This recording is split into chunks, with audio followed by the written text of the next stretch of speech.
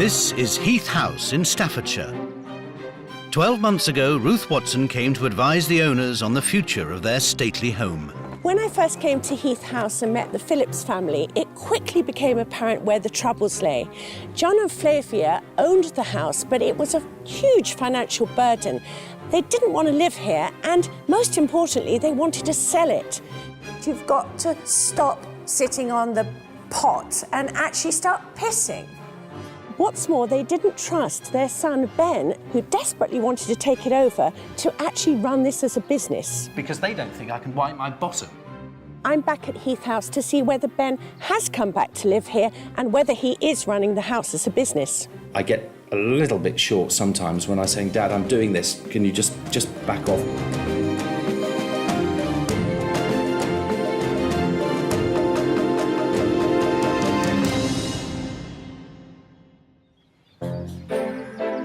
Heath House is a Grade II listed mansion, built in the Gothic style in the late 1830s. 11 years ago, John Phillips retired from the family business and was looking forward to a quiet life. But when his mother died in 2002, he and wife Flavia were forced to take on Heath House and all that it entails. Heath House represents work in a big way. To keep it going, you don't stop. You just do not stop. The elderly couple divide their time between the comfortable family home in Worcestershire and Heath House, 75 miles away. We don't live here full-time because in the winter it is extremely expensive to have the heating on. But with just one housekeeper and one gardener on site, most of the work tending the 480-acre estate, with its 22 lawns and countless rooms, falls to John and Flavia. Really, by your 70s, you think, well, let the next generation take over. The Phillips have two bachelor sons. 40-year-old Justin has no desire to take on the house, but Ben, 42, is keen to inherit. For very good reason, John is not convinced this is such a good idea. Everything that the family has had has been spent in large measure on this house and keeping it going. With this in mind, John and Flavia believe their only option is to sell up. It's a decision Ben thinks his parents will live to regret. It is such an emotional wrench for my parents for all sorts of reasons that it's very difficult for people to just calm down and think clearly about this thing. Pensions advisor Ben lives in London, where he lodges with his aunt, Anthea. She knows the commitment that her sister Flavia has made to Heath House. Flavia didn't want this house in the first place. That was her wedding vows to John. I will marry you as long as I don't have anything to do with this house. It costs £70,000 a year to run the estate, and John and Flavia are fearful of allowing their eldest son to take on such a burden. Benjamin is, how would we describe Benjamin? Cerebral. He's cerebral and not practical. He could have good organisational abilities. What, Benjamin? He could have. Struggling to keep the ancestral home going, the Phillips had no alternative but to put the house up for sale for £3.5 million. It's increasingly difficult to balance the books. There is no capital left. But 2 years later, it remains unsold, and the family is in real trouble. After 14 generations, is this the end of the Phillips dynasty at Heath House? We have run out of ideas. We are lumbered with, if you like, a glorified white elephant. Businesswoman Ruth Watson has turned around the fortunes of numerous country houses with her straight-talking, no-nonsense approach. We just have no idea what to do. So if Ruth can produce some really workable ideas, well, fine, let's hear them. Today, Ruth is in Staffordshire to meet John and Flavia. Over the next few days, she'll try and come up with a plan to make the estate pay for itself.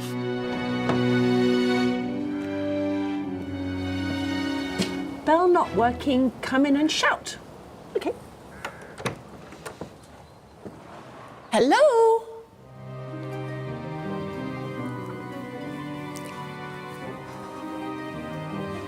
Everything about this house is so imposing. This hallway, I mean, is totally magnificent. This was built to really show things off. Oh, hello. Hello, you must be Very Flavia. nice to meet you. Very good to meet you too. Hello. Hello, hello, Ruth. Yes, Nice to meet hi. you. How do you do? How do you do? Well, you do live in a stonking great pile here, don't you? Yes, it's quite big. How many bedrooms? Do you know, Ruth, I'm sorry, I don't know. I think that says it all. There are miles of corridors, but I honestly don't know. Well, you're in a position now where you think you may have to sell the house. Was that forced by anything particularly? Well, we're not getting any younger. And John, do you feel sad about it? I feel very, very sad. I'm the 14th generation to live on this part of North Staffordshire and the 5th generation to own this house. So it's a lineage that is not easily forgotten about. Could we go on the grand tour? Certainly, come this way. Built between 1836 and 1840, Heath House was designed to impress on every level. I can't help but notice that this house has an abundance of furniture. Why so much? I think by Victorian standards this could be nearly minimalist, but I agree with you, it is quite well furnished. Our sons are not married, so nothing has been handed on. Ah, so it hasn't been sequestered by the next generation. Not quite, not quite. Well, we live in hope. And you don't think your two sons could carry on? Not realistically, because there is not a salary here. Before Ruth can draft a plan of action for Heath House, she needs to find out the true state of the family finances. Could we just go through what efforts you've made to produce some revenue stream? I do these weddings. We did none in 2008 because we thought the house was going to be sold. In the event we had the worst of all worlds, we had no revenue from weddings, and nor was the house sold. But in 2007, I think we did about 11 weddings. It's a bit faulty tires, but we do get there. To make ends meet, the Phillips have also tried to get the 480-acre estate to earn its keep. Could I just ask, how much do you get in from renting out the farmland? About 40,000, but the farmland and the let properties. Do you And mean? the let properties Yes. together? Yes. So about £40,000. With annual running costs of £70,000 a year and no wedding income, there's a £30,000 shortfall. Did you run your own business successfully? Was it profitable? To be perfectly straightforward, we did run out of money at the end, which was bad news, very bad news, and that was So you're kind of used to running out of money? it has been known. Yes, one's learnt the hard way that if you're losing money, you've got to do something about it. It's very obvious that for decades the Phillips family have been running out of steam. This is why they keep coming back to the notion that this house must be sold. I think it would be a great shame because for John particularly, it does matter to him, his ancestry and the fact that the Phillips have lived here for 14 generations. But as Ruth receives a panic phone call from Ben, could it all be too late for Heath House? Somebody has put in an offer. So is he seriously considering it? He's got Mum yelling in his ear, it's an offer, it's an offer.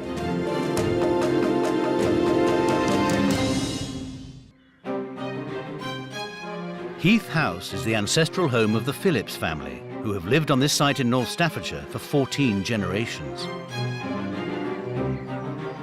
But with overheads of £70,000 a year, it's become a burden for current owners John and Flavia Phillips, and they've put the estate up for sale. Heath House was built in 1836, after John's ancestors demolished their modest Georgian house, which sat on the same site. An impressive staircase dominates the grand hall, but the crowning glory of the house is the 80-foot tower.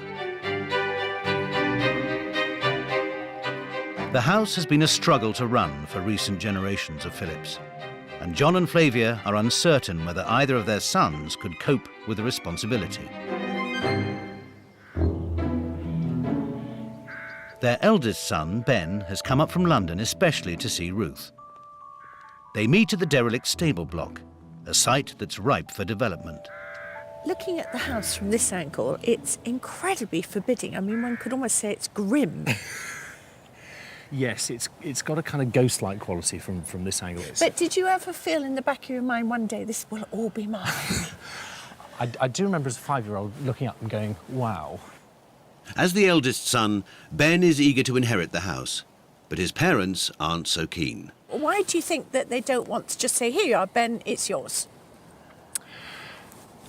That is the million-dollar question, and I haven't been able to get through to them on that one. So if a sale went ahead without you feeling that you tried your best to do something, it would make... I would feel cheated. I'd feel gutted, actually. What there's never been, Ruth, has been a long-term strategic plan. And we've gone... Well, I'm very pleased to hear those words emanating from your mouth, because that's entirely what this property needs and what this property doesn't appear to have had for about 100 years. Exactly. So, I mean, that's... With no long-term plan, there's little hope that Ben will become the 6th generation to reside at Heath House in its present form.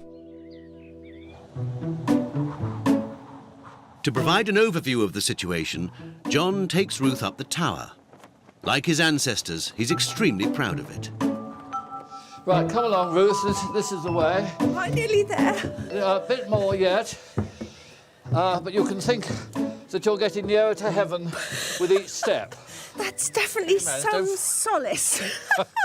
Gosh, that's a way up. When you come up here and you survey your property, I mean, doesn't that kind of give you the spur to carry on with this rather than sell it? I think I have inherited, like my ancestors, an air of liking to show off. And certainly, bringing up one's guests up here, and I say I earn all that you can see, bow down and worship me, and they do, and they think it's wonderful. But I think they go down the tower saying to themselves, thank God it's not my responsibility. Yes. And that's the truth of all these houses, and that's the whole point, is that unfortunately it's always in the hands of one family to maintain something that's actually for the national good. Anyway, this area is very exalted for the likes of me, so I'm going to go down. False humility, Ruth.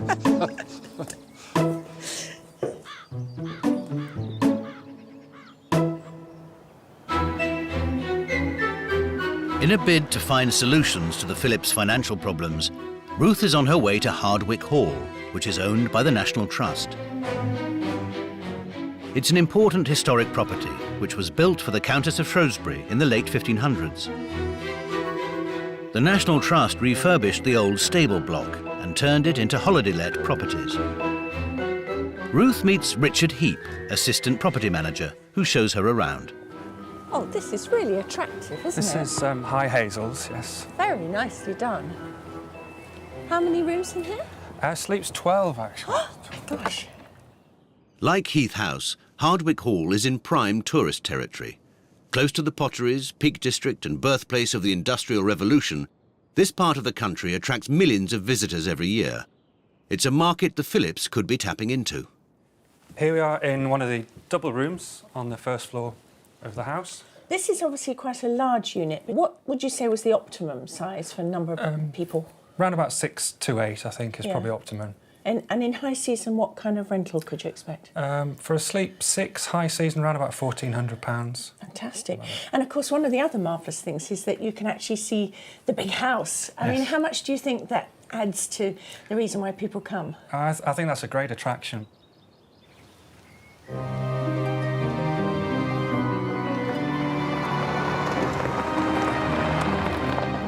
Having done her research, Ruth has come up with a portfolio of ideas that could generate a healthy income for Heath House.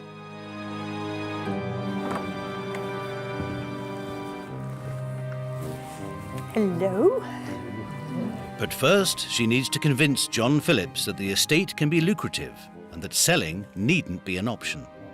I know you have doubts about Ben inheriting, but you also feel very strongly that, you know, you are part of the Phillips line, your sons are as well, and that this house matters to you. But actually, you're the stumbling block. The estate costs £70,000 a year to run, but Ruth is convinced that the Phillips can achieve this by getting Heath House back in business. My solution to the problems are, first and foremost, that you take in hand the weddings in a way that you haven't done at the moment and really try and get some proper profit out of them. I think it could provide jolly good cash flow. I think this is something Ben could easily do while he still holds down his position in the city. That could produce an income of 50, 60, 70, 80,000 a year if it's done properly. After her visit to Hardwick Hall, Ruth has also come up with a financial solution that could secure the future of Heath House for generations to come. When it comes to a longer-term, bigger project, I think that the stable buildings would make fantastic holiday lets. I think you could be looking at 100,000 a year cash flow there as well. This has been gone into in some considerable depth already. And my estate agents, if you like, have poured buckets of cold water on the whole concept, saying because it's going to cost a hell of a lot and you're not going to derive sufficient income to cover it, to cover the expenditure. Can I just finish, yes, please? The cost of turning those stables into, let's for argument's sake, say office accommodation for the moment, it has generally been said that it would not cover the costs, that it would be... But I'm not suggesting office accommodation. No, I think it's a stupid idea, because where are you going to get people to come and, you know, carry out business here? I mean, that's madness. OK, fine. If the bank were to see a proper plan for this house, I think you would get some fundings from the bank, enough to do the stables. But before considering any of Ruth's solutions, the Phillips need to resolve a crucial dilemma. Make a go of Heath House or sell up? Normally, I ask people to do a certain amount of work before my next visit. In your case, I think the biggest thing has got to be a decision.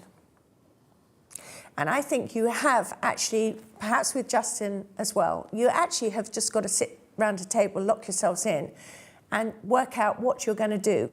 Yes, quite fine. Yes, I mean, there's no argument. I'm sorry it's not music to your ears, John. Well, but, you know, well, I've battled all my life. And after a while, you get... You lose steam. Well, you just, for God's sake, let's have a bit of peace. If I give you no other piece of advice, it's that you've got to stop sitting on the pot and actually start pissing. What a graphic description. Fine. It was good. It is like having a good internal flush out, and you feel better for it. I think it could be tremendously exciting and very liberating, and might be the making of me. It is an opportunity to let Benjamin start to fly. I could be the hero that Heath House needs. Providing that we don't get a really good offer.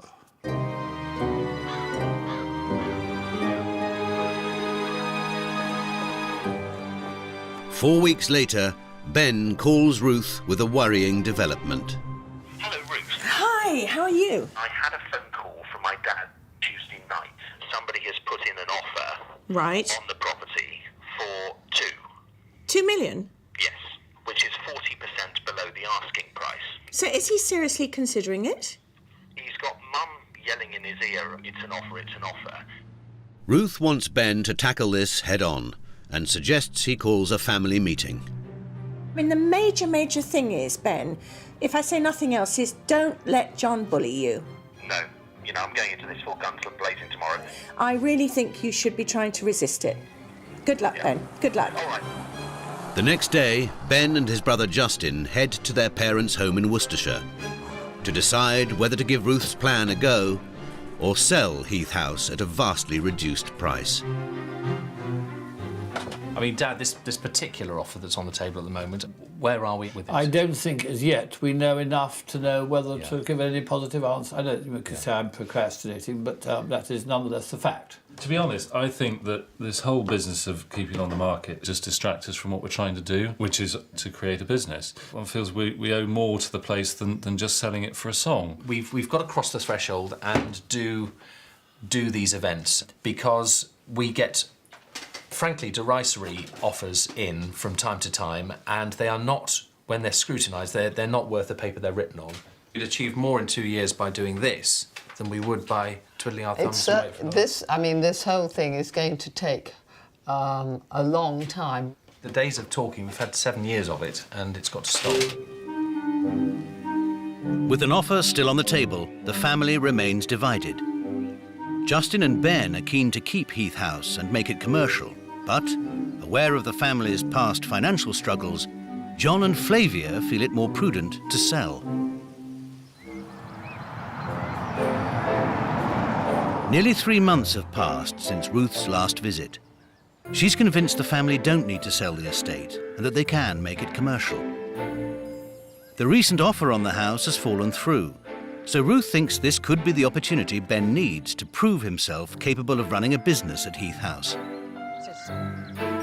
As a short-term solution to the financial problems, Ruth has arranged for Ben to meet with entrepreneurs Mark Chichester-Clark and Charlie Hurt, who run Stately Home Vacations, which is aimed at the high-end tourist market. Absolutely great, yeah. What I thought we'd do, actually, probably later on this evening, is if the weather holds, then we'll have drinks out here on the terrace, if that's all right. Is that a good idea? Stately Home Vacations have persuaded some of England's finest country houses to open their doors to paying guests, each property hand-picked by Mark and Charlie. And obviously the big attraction is the view. Lovely views. During the summer as well. Just the sort of thing we're after, actually, isn't it? Just. And your bathroom is en suite through there. It's a lucrative business. Parties of 10 will pay up to £1,500 for bed, breakfast and dinner with the gentry. Tonight, Ben is to host an overnight stay and a dinner party for 12. It's up to him to prove that he and Heath House are worthy of a place on the Stately Home Vacations books. Ruth is keen for Ben to prove that he can run Heath House successfully, but she suspects that John still has concerns. He's impractical, and you do need practicality with Heath House. On the other hand, he's much more cerebral than I am. You would prefer it if he did stand up to you and Yes, of course. My mother always used to say that I sort of bullied Benjamin or something. I haven't consciously done so, or it's been the last thing I wanted to do. My only concern is for Benjamin himself. But he has always sort of felt that Heath House would be where he could really blossom. You seem to now be willing to have Ben give this a go. I don't think he could live with himself if he didn't give it a go. I think that is what it amounts to. I think it's really good that you have come round to this. It allows both of you to move on, because Benjamin can never hold it against you that you didn't give him a go. Yes, absolutely. Ruth, you're a brick. I like you a lot.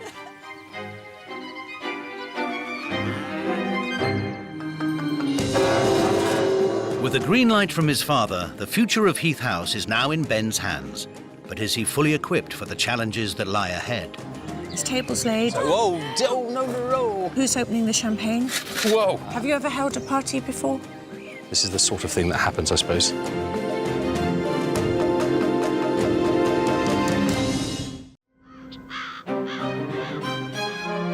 Heath House in North Staffordshire has been owned by the Phillips family for 14 generations. But with spiralling running costs, John and Flavia are considering selling up. Ruth Watson has encouraged Ben Phillips that the house can be run as a business, and this evening he's hosting his first commercial event. That's great. 12 overnight guests will arrive shortly. Stately Home Vacations' Dawn Rudd helps Ben as the last-minute touches are made. Most of the guests have arrived, and it's time for drinks on the terrace. But nothing seems to be happening. Ruth is worried. I'm slightly concerned because all the guests should have arrived, and I don't think they all have. Yeah. All the other things, tables laid. Yeah. And wine, who's opening the champagne? Right. Have you ever held a party before? Forgive me, because I thought Dawn was coordinating it, and there's been a lack of communication as to who's doing what. Right. Do you think you ought to be asking Dawn who is doing what? Yes, absolutely. Yeah? We need to fill those gaps. OK, all right. You go talk with Dawn. Ben discusses a plan of action with the Stately Home Vacations team.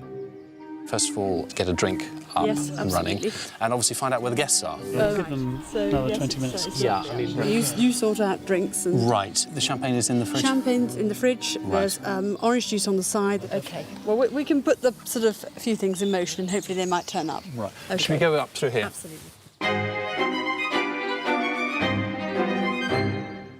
Ben eventually gets the champagne flowing. I am. Let me top that glass, because the tide seems to have gone out. But 2 guests are still missing, and dinner is due to be served in half an hour. So are we still missing people? We're still missing 2 guests. We've got the champagne lined up and the flutes and everything else. Right, yeah. I think you need to talk to the cook. Right. Find out how they're doing, because there needs to be a point where you actually say these people aren't going to arrive. Right, OK. A decision has to be made. To Mark Ben, now. this is a small decision, but it's one you need to make. Right, OK. Eventually, the missing guests arrive, just in time for dinner. Timothy and Caroline, is it? Yes. Hello, hi, Yeah, Ben hello. Phillips. Very nice to meet you. Hello. Hello. How do you do? Hello.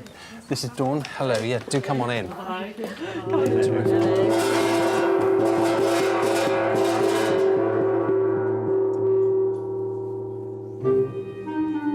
I hope you all heard that. Yes. Dinner is now served. As the guests savour the atmosphere, they get a chance to find out more about the family. And as everybody says, if you're a single man living with your aunt... It's a jolly good thing to do. And its ancestry. So my grandfather him, and my great-great is him. Not a very nice person, I'm told. The whole thing feels lived in, and it isn't just a sort of big house. It's a real home. Caption is, "This is why Mummy won't let me be king." Oh, it's horrible.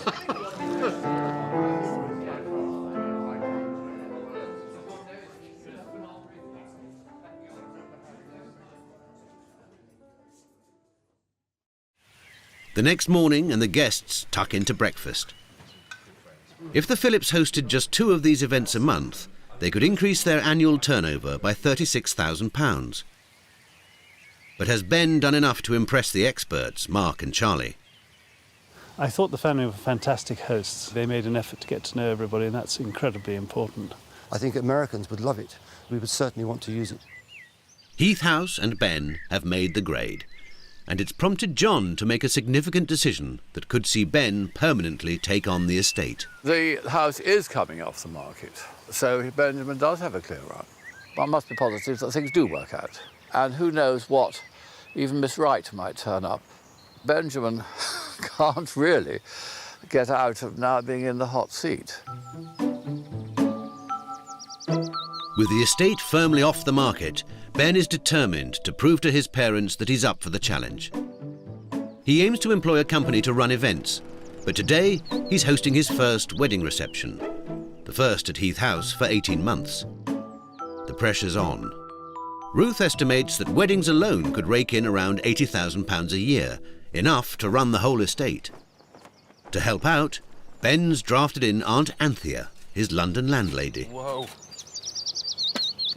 Whoa. Hang on to the wall. Yeah, thanks.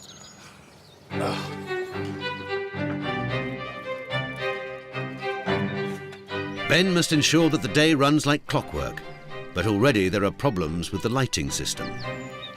I don't know why this one doesn't work now. No. You said it... Did it work previously? Yeah, when I first came out of the front door, it was on when I plugged it in. Now it's died. All right. You might have to reference your father. It's not something to be undertaken too lightly, is it? Having your own marquee. You need a screwdriver? Yes. Yeah. I think it's good to thrust him into the deep end, and only by mistakes will he learn. I don't mean that too pompously, but that's fact, isn't it? Right, I will go and I'll go and get a new bulb. This is the sort of thing that happens, I suppose. With the lighting sorted, the stage is set, and Ben is front of house. Hello, I'm Ben. Hello, how do you do? Hello, I'm the next generation down, so... I think I've met you before a bit, though. Oh, I think we may have done, actually, yes. In the garden. Oh, wonderful. Oh, how... Your wife looks fantastic.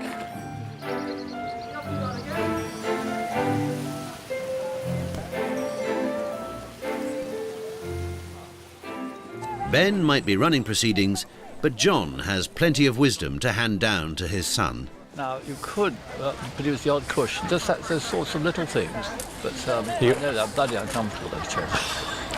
Now, go forth, Ben. What, meet and greet? Yes. Yeah.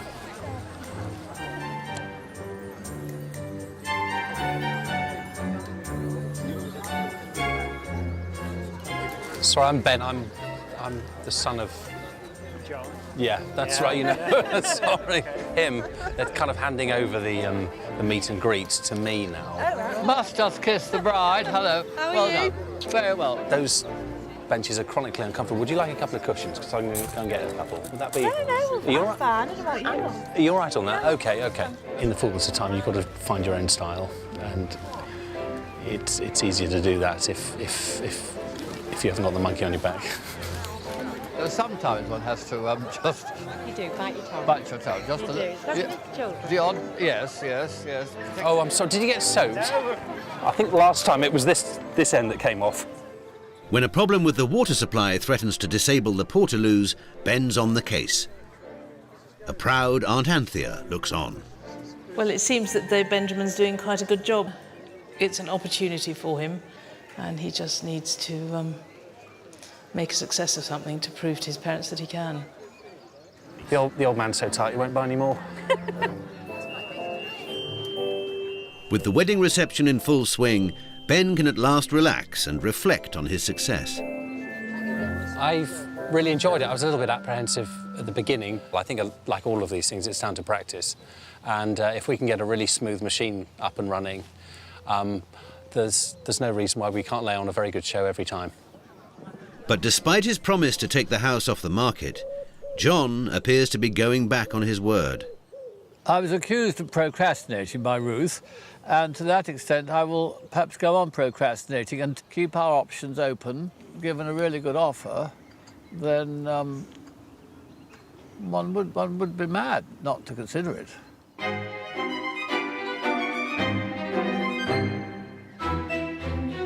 With the wedding a success, Ben has proved he's got what it takes to run the ancestral home as a commercial concern.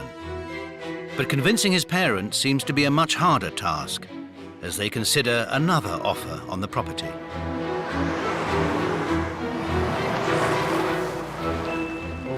Four months since her last visit, Ruth is back at Heath House, where Ben greets her. In his attempt to make the house a commercial venture, he's created a family archive which will appeal to visitors. Ruth wonders if this effort has satisfied his parents' doubts. How are we doing on this business of offers for the house? Dad told me that there is one other person, and that if that doesn't materialise, then that we take it off the market and we concentrate on this. Can you trust him on that? I lost my temper with him, because we can go on like this forever. Well, I think the only way that your parents are going to believe in you is for you to actually do something physical, you know, to say, right, I'm here, I'm coming here. My plan is to move up here in the spring of next year. Well, I think you need to declare that. It is a nightmare, parents and children, and you need an intermediary because they don't think I can wipe my bottom. Impressed with Ben's newfound confidence, Ruth calls the family, including brother Justin, to a meeting to resolve the matter once and for all. The problem really is that, John, to date, Ben is not really getting the support from you because you keep looking at offers for the house. So, in effect, this actually isn't a problem about how to raise money, because I think that's really quite easy. I don't entirely agree with you. To date, we have only got 2 bookings for next year. That is all we've got. But the reason for that is because there's always this caveat about, is the house actually going to be in your ownership? And while that situation pertains, it's never going to go full thrust. I find it quite baffling that you wouldn't give Ben that opportunity, even if you think he's going to fail, because the jeopardy is so small in comparison with the opportunity. I mean, in the future, Justin, would you want to come and live here? It'd be fantastic to see the place, you know, operating as a successful business. Of course it would be. In terms of the immediate plans, I mean, Benjamin is centre stage here. If we're going to put all our eggs into Benjamin's basket, we do want to feel comfortable that Benjamin has got the necessary training and ability to handle it. Because you don't trust that he can do it. No, My point that hasn't been said. Well, I think it's very evident, because otherwise you'd just be saying, get on with it. We need clarity and focus here, away from the distractions of possible interested buyers, because that just makes me feel crap, to be honest. Because I think, well, am I investing in here or am I not, you know? Nobody is answering the question that I really want to know. What is the harm in giving it a try? There is no harm. So no, fine. Let's let Benjamin have a clear run at it. And I think, Ben, you have got to show the gumption to do this. Could we have agreement that as long as Ben is living here, he gets till the end of 2011 to prove what he can do? Fine, OK. Going to hold you to it, John? With agreement at last within the Phillips family, Ruth has one other point to make. The only last thing that Ben's got to do, of course, is procreate somehow. Well, I'm quite glad I haven't got that burden as well as this at the moment. Do you know what I mean? Yes. 1 year on, has John stuck to his word and kept Heath House off the market? Well, it was never high on my list of priorities. Oh, rubbish! Yes, it was. No, rubbish you. I am not going to accept that. Ruth, be quiet, please, listen.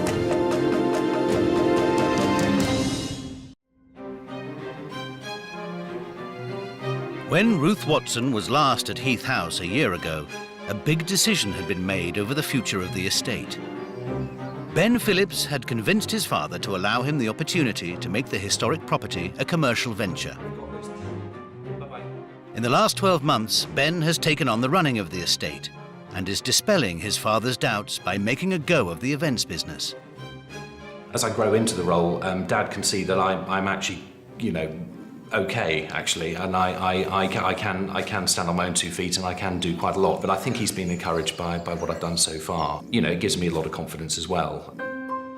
As Ruth suggested, Heath House is now thriving as a wedding venue. Andrew, hi, welcome to Heath House. Can I put you in very... Ben works with an events company which takes care of the intricate planning for the potential brides. Is clear, obviously, most of the furniture out. Piano stays, and you can have somebody playing the piano. Ben's also been promoting guided historical tours of the house. John and Flavia seem impressed with his efforts so far. He has grown in confidence and competence, I think. Now he's getting down to the nitty-gritty and having to address practical things. And all your stripes are straight. Well done. Pretty much. The odd wobble. And also the volunteers were here yesterday and they've taken down that... John still keeps an eye over what Ben's doing, but recognises the benefits of handing the house to the next generation. Well done. I think the weight on our shoulders is beginning to diminish. Won't go further than that. Yes. Beginning to diminish. Heath House is somewhere that will always have a problem of one sort or another. As I've said rather pompously in many cases, I'm the 5th generation to own this house, and certainly in my lifetime and in Benjamin's lifetime, hopefully, this is the first time the Heath House has been put to commercial use. It'll look really good. I think so. Well done. Aren't the autumn colours nice?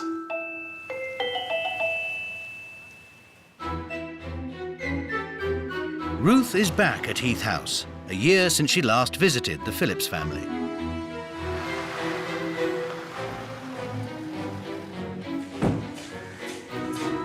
Ruth, hello, lovely to see you. And lovely to see you. All these cars. Yes. What are they doing? Welcome to Heath House Historic Tour. Well, it's terrific. You're obviously doing very well. And are you living here? I'm living here. I've left London. I moved up at the beginning of May. That's terrific news. So come and tell me all about it. Oh, yeah, come on in. Ben left his job as a pensions advisor in the city and has made the permanent move to Heath House to concentrate on the emerging business. Ben's parents had concerns over their son's ability to make Heath House a success. Ruth wants to know if the transition was easy. I seem to remember there was a degree of resistance from your family, to say the least. So what did they feel about you actually making the move? Were they encouraging? Well, they were. I mean, once Dad decides on something, he gets on with it. But as you discovered, getting him to that point, that was the really difficult bit. And I think after you'd left us the previous time, that was the starting gun, actually. I know he's an interfering old bugger, much as I love him. So is he truly leaving you to crack on with this and just giving you help and advice when you ask for it? Or is he actually still trying to rule the roost? It's a moving relationship a little bit. I think he will leave me alone. He'd like to leave me alone as long as he's confident that business is coming in and that we've got bookings in the calendar. I get a little bit short sometimes when I'm saying, Dad, I'm doing this, can you just back off while I finish this, and then I'll get on to the next thing. And it's not going to work against you in as much as the better you make the house, the more vibrant, the more people are here, the more he's going to actually wish perhaps he'd done it rather than you. I hope not. If he does, well, we shall tell him where to go, because, you know, it is, you know, in the end, it is about a business. It is about generating cash. It is about doing the 101 things that we all want to do. And, you know, if we are too busy for him to come up here because we've got functions on, well, that's absolutely what it's about, you know. Misfortune hit the family when, earlier in the year, Ben's mother Flavia fell ill. It now seems that Ben's presence at Heath House is all the more vital. She had a stroke back in the summer. Oh, my goodness. Yeah. And that came out of the blue. Yeah. You know, she and Dad have been belting up and down here twice a week at least, and... Is she all right? She's fine now, yes, and she's making a really good recovery. So she is going to ration the number of times she comes up here. Right. Well, it seems to me obvious that with your mother indisposed, and I'm glad to hear she's on the mend, that it makes it more necessary for you to be here, for a member of the Phillips family to be taking this forward, doesn't it? Absolutely. I think I'm the last line of defence, as it were, and that's fine by me. But with all the hard work, Ben's not been able to turn his attention to his private life. What are we doing about getting a woman, a bride? Oh, dear, right, OK. Day to day, during the week at the moment, I've got an awful lot on, and I've just got to bed that down. Well, then bed somebody else down straight afterwards. OK. I'm very conscious, Ben, that this tour is all the people are gathering, aren't they? Yeah, we're about to kick off. Right, and you're instrumental in this. I am, yes. So Dad's going to say a few words, and then I'm kicking off. OK. Thanks. Built in 1836 to 1840 by my great-great-grandfather. It was built largely to show off. I think that's the only reason why they wanted to show off. And in more recent times, it's obviously become necessary to commercialise the house. And so Benjamin has taken on the onus of running Heath House and commercialising it. And as you know, we do weddings and anything else that will perhaps make the odd bob or two. Right, so if you'd like to follow me, we'll go off. We'll start. Heath House is open throughout May and on bank holiday weekends. At a cost of £8.50, visitors are shown round the house by Ben, John, or Neil Hatfield, a Phillips family archivist. John died, he got married late in life. He died without any children, and so the line then passed to his nephew. We always want to keep Heath House as a family home and to keep that family feel, and that's the feedback we get from visitors who come round, that it doesn't feel like a museum. What's so remarkable is that on my last visit here, Ben was so insecure. He was trying to handle a dinner party, being very bumbling about it. But now he's in full control.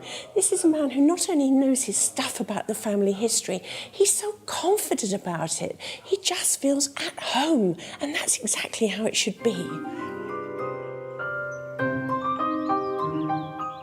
Money raised from the tours and the weddings is being put aside for restoration of other parts of the estate, such as the stable block, which is still derelict.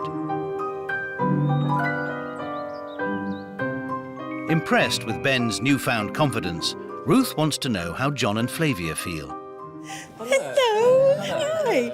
It's very good to see you both. And Flavia, you're looking marvellous, but I hear you haven't actually been at all well. I was very unfortunate. I did suffer 2 strokes and a heart attack in the middle of August, which was extremely unfortunate. Touch wood, cross fingers. I hope I'm on the mend. Yes, well, as I say, you're looking terrific. How do you feel about Ben being in charge? Do you think he's doing a good job? Excellent. We're thrilled. Benjamin's doing very well. London was not the right place for him, and whereas here is. Do you now feel that a burden has been lifted? Can you sleep more easily now? Yes, I think so. Definitely, because if he wasn't here, we would still have it lock, stock and barrel, and 2 houses, and my stroke would not be a joy. Yes, I mean, we would have been up the creek without a paddle if Benjamin wasn't here. How on earth would we cope? Do you actually feel that you would like him to take over? Oh, yes. We're 2 galloping horses neck and neck.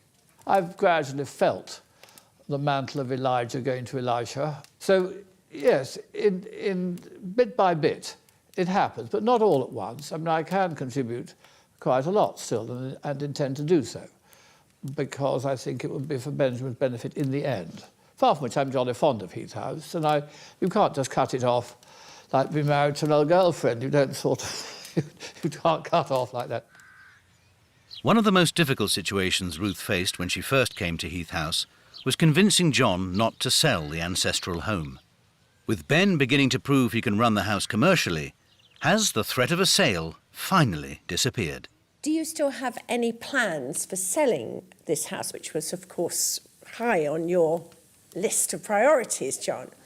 Well, it was never high on my list of priorities. Oh, rubbish. Yes, it was. No, rubbish you. I am not going to accept that. Ruth, be quiet, please. I certainly never wanted to sell the house, no.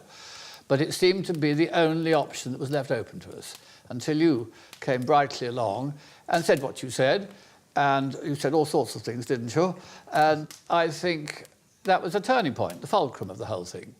And we withdrew it off the market, as you well know, and it is certainly not on the agenda to be sold now. With Ruth's help, the future of Heath House is secured. This is a family home, and we want to keep it a family home, and we want to develop it as a working estate. I am pleased that Heath House was not sold. I never wanted it to be sold. All that's left is to say goodbye. I'm so delighted that the house is still in the Phillips family. And I really wish you well. I think you've done a fantastic job, both of you. And I just hope that Heath House stays in the Phillips family for eons to come. Thank you, Rachel.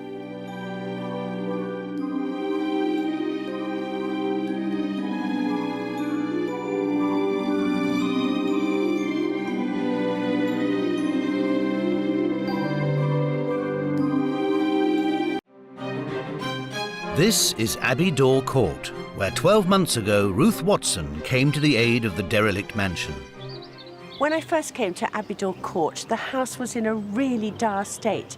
But the problem was that Caris owned the property, but Claire, granddaughter, wanted to sort it out and to make something of it. Do you think your grandmother's got confidence in you? Sometimes I question it. I do not know those figures. I am Jack Spratt. I'm back at Abidor Court to see whether anything did happen after the building work was finished. Is this house trading, and who's running it? And do you have authority, your grandchildren, or do you still have to run things past your grandma?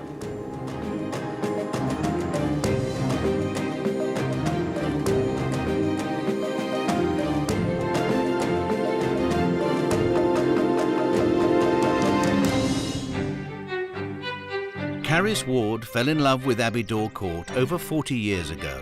She sold her small farm in Warwickshire and bought the estate for £12,000. It is a very special place. The whole atmosphere here is totally different to anywhere that I've ever been to before. And I think that's where its strength lies. A passionate horticulturalist, 81-year-old Caris has single-handedly cultivated a stunning garden out of the surrounding fields. Her creation attracts visitors from all over the country. Caris brought up her 3 children in the main house. But 10 years ago, when the property became too much to manage, she moved out into a smaller cottage on the grounds.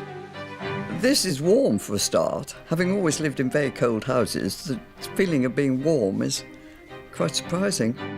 Left empty and unloved, Abidor Court is falling into disrepair. Houses can withstand anything. Houses will rise from the ashes if they're going to. Caris's granddaughter, Claire Sage, is passionate about Abidor Court. She and siblings Hannah and Julian grew up with their parents in the old servants' quarters. Claire's parents now live away, but the siblings, all in their 20s, still live on the estate.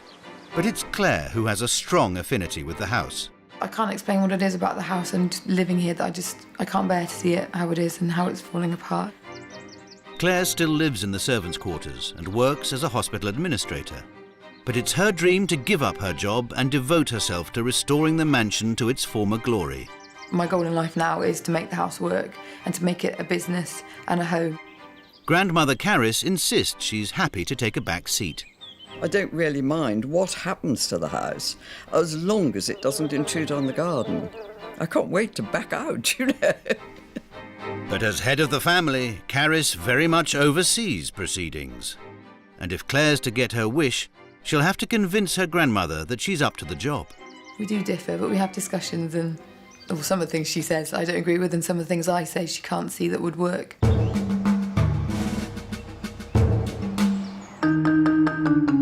In a bid to win her grandmother over, Claire's called in renowned hotelier and businesswoman Ruth Watson to help save the crumbling pile. Ruth's come to Herefordshire to meet Claire. She receives a warm welcome, albeit under a rather precarious porch. Hi there. Hello. Are we safe? Just about, yes. I'm Ruth. I'm Claire, nice to meet you. Nice to meet you too, although I think we could find some better surroundings Definitely, than this. yes. I think this kind of defines dilapidation, doesn't Yes, it? Let's go in, obviously. let's go in.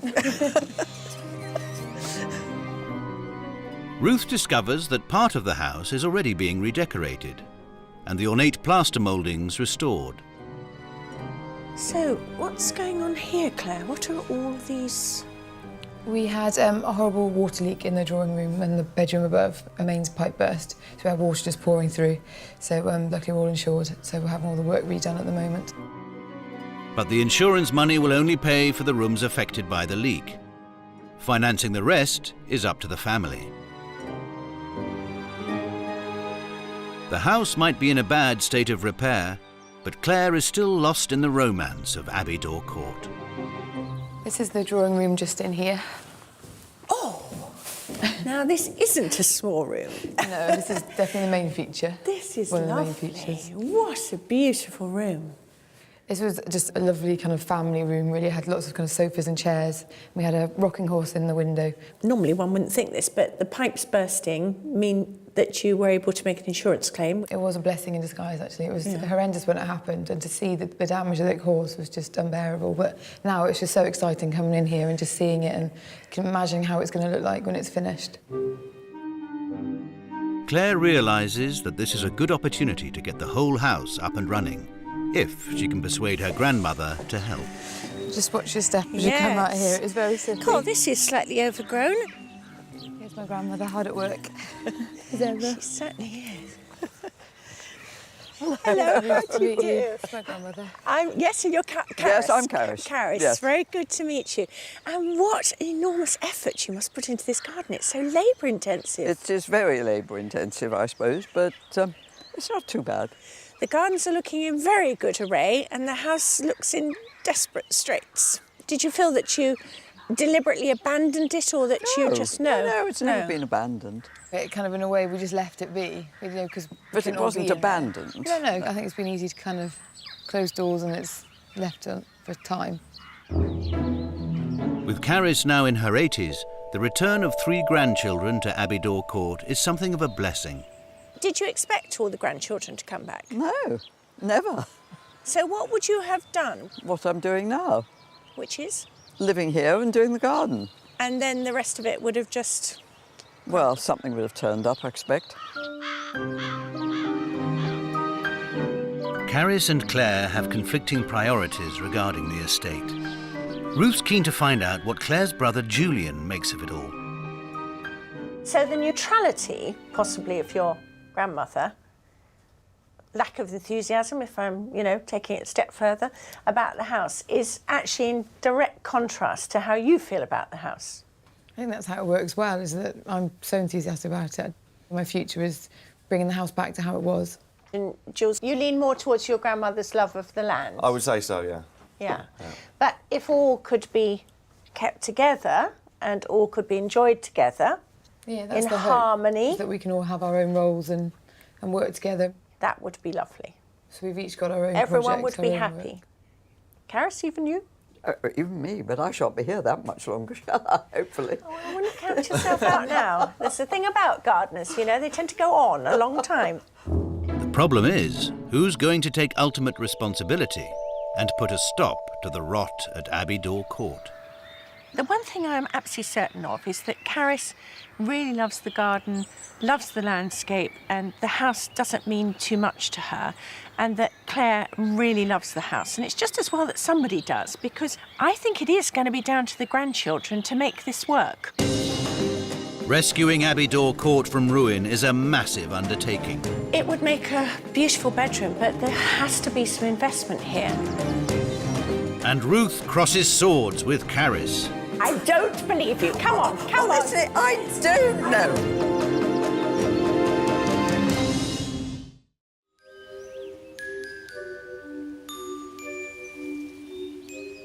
The history of Abidor Court in Herefordshire stretches back to the 12th century, when it is said to have provided accommodation for the nearby Dore Abbey.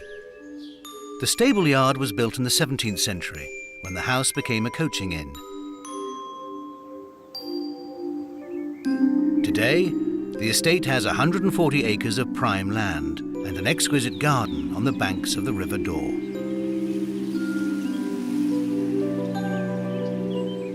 The centrepiece of the estate is this charming mansion. These grand rooms with their fine mouldings and handsome facade were added to the existing house in 1857. Claire Sage wants to see the deserted house restored and dreams of giving up her job to run it commercially. But she needs to convince her grandmother, Caris Ward, that she can manage a viable business here. Currently, the annual income is just £2,000, generated from opening the gardens for 5 months of the year and from the tea room. But it's not nearly enough if the house is to survive. Claire still lives in the old servants' quarters where she was brought up as a child. She's called on businesswoman Ruth Watson to help secure the house's future. It's interesting because other people would be more selfish. They would want to be in this part of the house and, you know, hang that bit. I've always been in that half of the house. My grandmother had this half, and we came in for kind of family occasions and things like that. So it's always been very separate. Sweet, it's sweet. And the kitchens, come on, we're on our way to the kitchens, weren't we? The house hasn't been lived in for around 10 years, but Claire has warm memories of her childhood here. This is one of the kitchens here. Oh! Now, isn't that strange? One always expects an Aga to be piping hot, not frigid cold. Yeah, very much used to be. It was always kind of, this was the centre of the house when we were younger. We used to sit here as children or leaning up against the Aga with my grandmother in the chair there, my mum there, and then kind of Sunday night TV on in the corner and the dogs around us. It doesn't feel that way now, does it? No, it's not. I don't like being in this room so much now. It's nowhere near what it was like when we were small. No. It's not fair on the house that it's going to this state at the moment. I just think if we can bring it back and people can come and enjoy it, I think that's the main thing that I want for the house, definitely. Claire has already started making some income by opening a tea room in the old stables. It's a very popular feature with visitors to her grandmother's garden. But even with these two revenues combined, it's not nearly enough to pay for the upkeep of the house. Ruth sets off on her own to find out what potential the rest of the estate has to offer. She starts in the menage, once used for exercising horses. It's the most fantastic space, and if you got rid of the tractors and logs and put them into one of the other outbuildings, how about this for an indoor market or a permanent retail space? I mean, it's such a waste not to be used. Ruth is also convinced that the house itself has money-making potential. In such a picture-perfect location, the property could make an ideal guest house. But it will take upwards of £150,000 to restore the mansion. You know, one thing about this house is there isn't a rotten view out of any window. It is so beautifully situated. But this room is above the drawing room, and it's where the damage occurred through the roof, and it's lost all its cornicing. It would make a beautiful bedroom, but there has to be some investment here.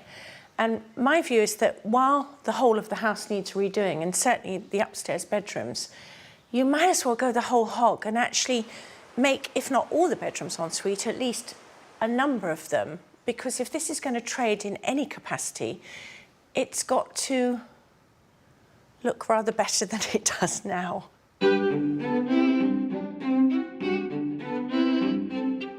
As a successful hotelier, Ruth knows that guests looking for a country house retreat demand a high standard of accommodation. You can actually see daylight through there.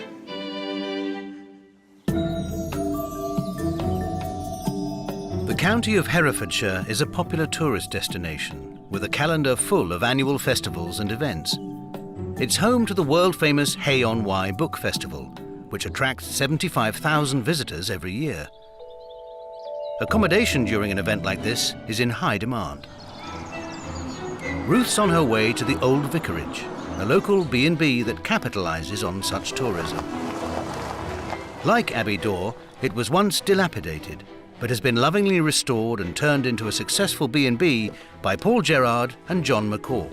Hello. Welcome. Good I'm Paul. morning. Hello, Paul. Hi. And Hello, I'm John. Nice John. to meet Hello, you. and I'm Ruth. And what a very handsome house you have. Yes. And staggering views. Staggering views and a staggering George Yeah. vicarage.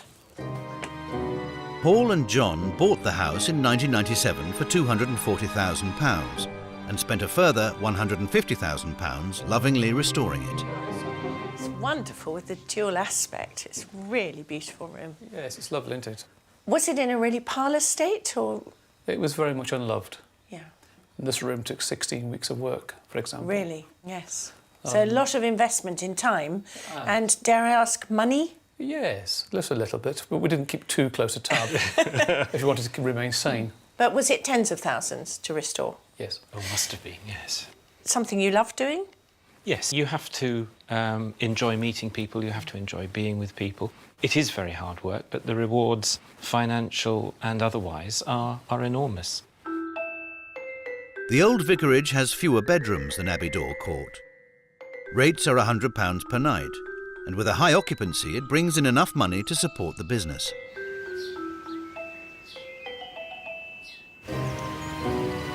Having done her research, Ruth's even more convinced that Abidor can operate as a successful business. She's back to share her findings with Caris and Claire. Hello, how are you? Thank you. Claire, full marks for asking for help. I have to say that because I do think the house is in a pretty parlour state. You know, I know you've had the damp problems which have been caused by pipes, but I do think there is actually quite a lot of work that needs to be done here because if this house is going to trade, I'm afraid the standards need to be raised. First, Ruth has a money-making idea for the menage. If you could actually have a monthly event that wasn't just about produce, but was about everything to do with crafts, local craftspeople coming here, food producers for sure, but everything that anyone wanted to sell because you've got that amazing space, the menage. The benefit for you is that you charge rent for the stalls. You get an uptrade because you've got the tea room there, and if you were to provide light lunches as well, so much the better. I think you should have a stall yourself selling cakes and all the wonderful things people like to buy and go away and scoff. We've got plant sales already, so you can add to your plant sales. And of course, people can go into the gardens as well. Next, Ruth turns her attention to accommodation.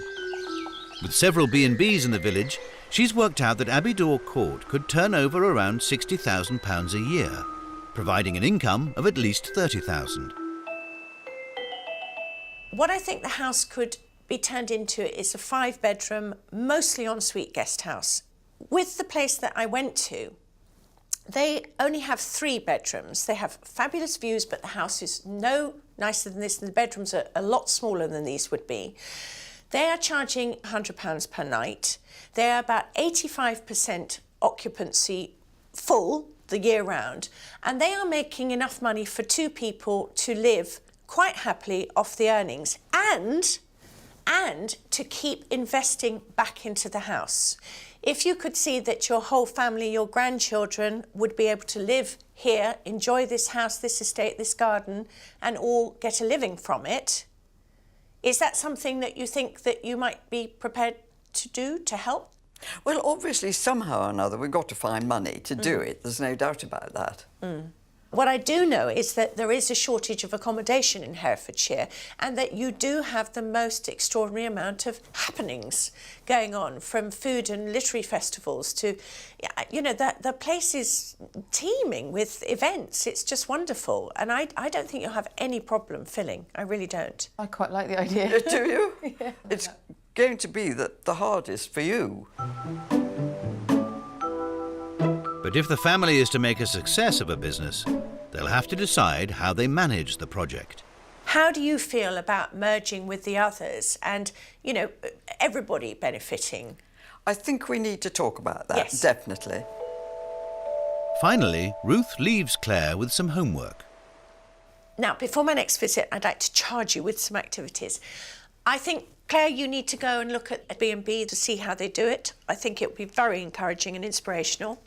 And I'd also like to see if we could do a trial of this internal farmers market stroke trading area in the Menage. It's a brilliant space, and I think if you could set that up with stallholders coming to sell their wares, let's see how it works. I think it could be a real success. I really think that if this family all pulls together in the way that it can do, because you're all strong, determined, hard-working people, I think this is really attainable. The idea that Abidor Court is sustainable, that the family can all live here together and the family can all prosper here. To make any change at Abidor, Claire realises that her grandmother needs to be on board. The B&B idea is definitely something that's come up in the past, but I don't know, never really got... I think because my grandmother said, not really. We all just went, well, no, that won't happen, let's move on to the next thing. But Ruth knows that to make a success here, the next generation needs to be given the opportunity. Although her grandmother didn't think she would like the idea of running a B&B, Claire actually said yes, she would love doing it. But there's a long way to go, because this family have now got to sit down and talk to each other about who does what. They've got to create some kind of proper strategy that will work long term. And above all, there's got to be some funding found from somewhere. Ruth thinks it's important for Claire to experience the B&B industry for herself, despite Caris's concerns over this as a future for Abidor. Saturday, 7 a.m, and Claire's at Hanover House in Cheltenham. It's a smaller property than Abidor Court, but requires just as much work. Claire's here to assist owners James and Veronica Ritchie. Got 2 cooked breakfasts, 5 scrambled eggs and smoked salmon and 1 poached egg. Have you ever cooked scrambled eggs? More microwave from my university days. There's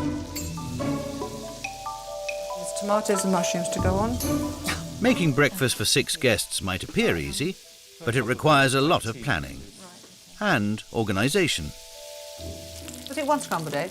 The tea room seems very easy right now compared to running this. 2 more to come down, is that right? Here we go. Thank you. Okay. It takes Veronica almost 4 hours to prepare, cook, serve and clear breakfast. And then it's time to move on to the bedrooms.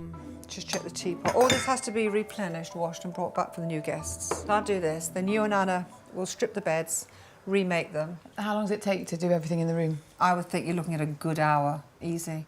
On top of this, there's cleaning, laundry and ironing. Even with help, this would be a full day's work for Claire at Abidor. Just right. Appreciate it. Keep in touch. Thank you. Yeah, Bye-bye. will do. Bye. Now. Sophie, good girl. Claire's arduous shift has made her realise that working in the hospitality business is tough. Incredible experience, really enjoyed it. It was really good to come and done that and just to see how much work there really is, what their day is really. And then I'll take it back to the family and we'll go from there really. If Claire's to achieve her dream of running Abidor Court as a business, she must prove that she's got what it takes. Do you think your grandmother's got confidence in you? Sometimes I question it. But it's not going to be easy. She's the one that stirred it up and started it.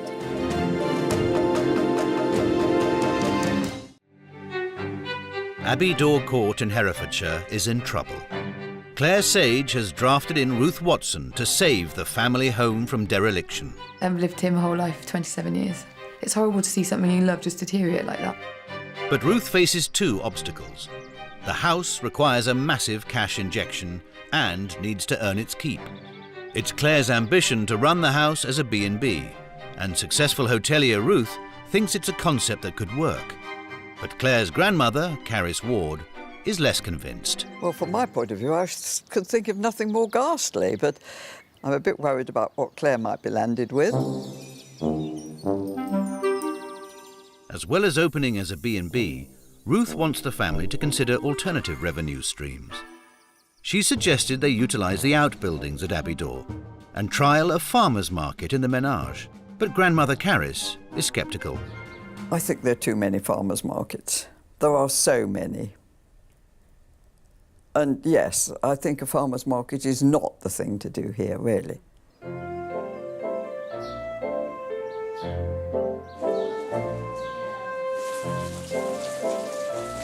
Claire's pulled out all the stops to arrange today's market, but there's one thing that she hasn't been able to organise. In view of the weather, I don't think it's going to go very well, and I think people will be put off from leaving their homes. And Caris remains lukewarm about the event. I really have no feelings about it. I mean, it'll either work or it won't. Oh, yeah, use some cutlery, napkins and all that on the tables, and all the crisps can come out now as well. Despite Claire's optimism, the bad weather means a poor turnout. Don't know how I feel. I'm just quite exhausted from it all. Yeah, learn things and learn for next time. After years of decay, it's finally dawned on the family that drastic action is required. Over the summer, they struggled to agree on a solution to Abidor's predicament. They finally agree to pool their savings to raise the £150,000 needed to finance restoration. But as they procrastinate, the house continues to languish.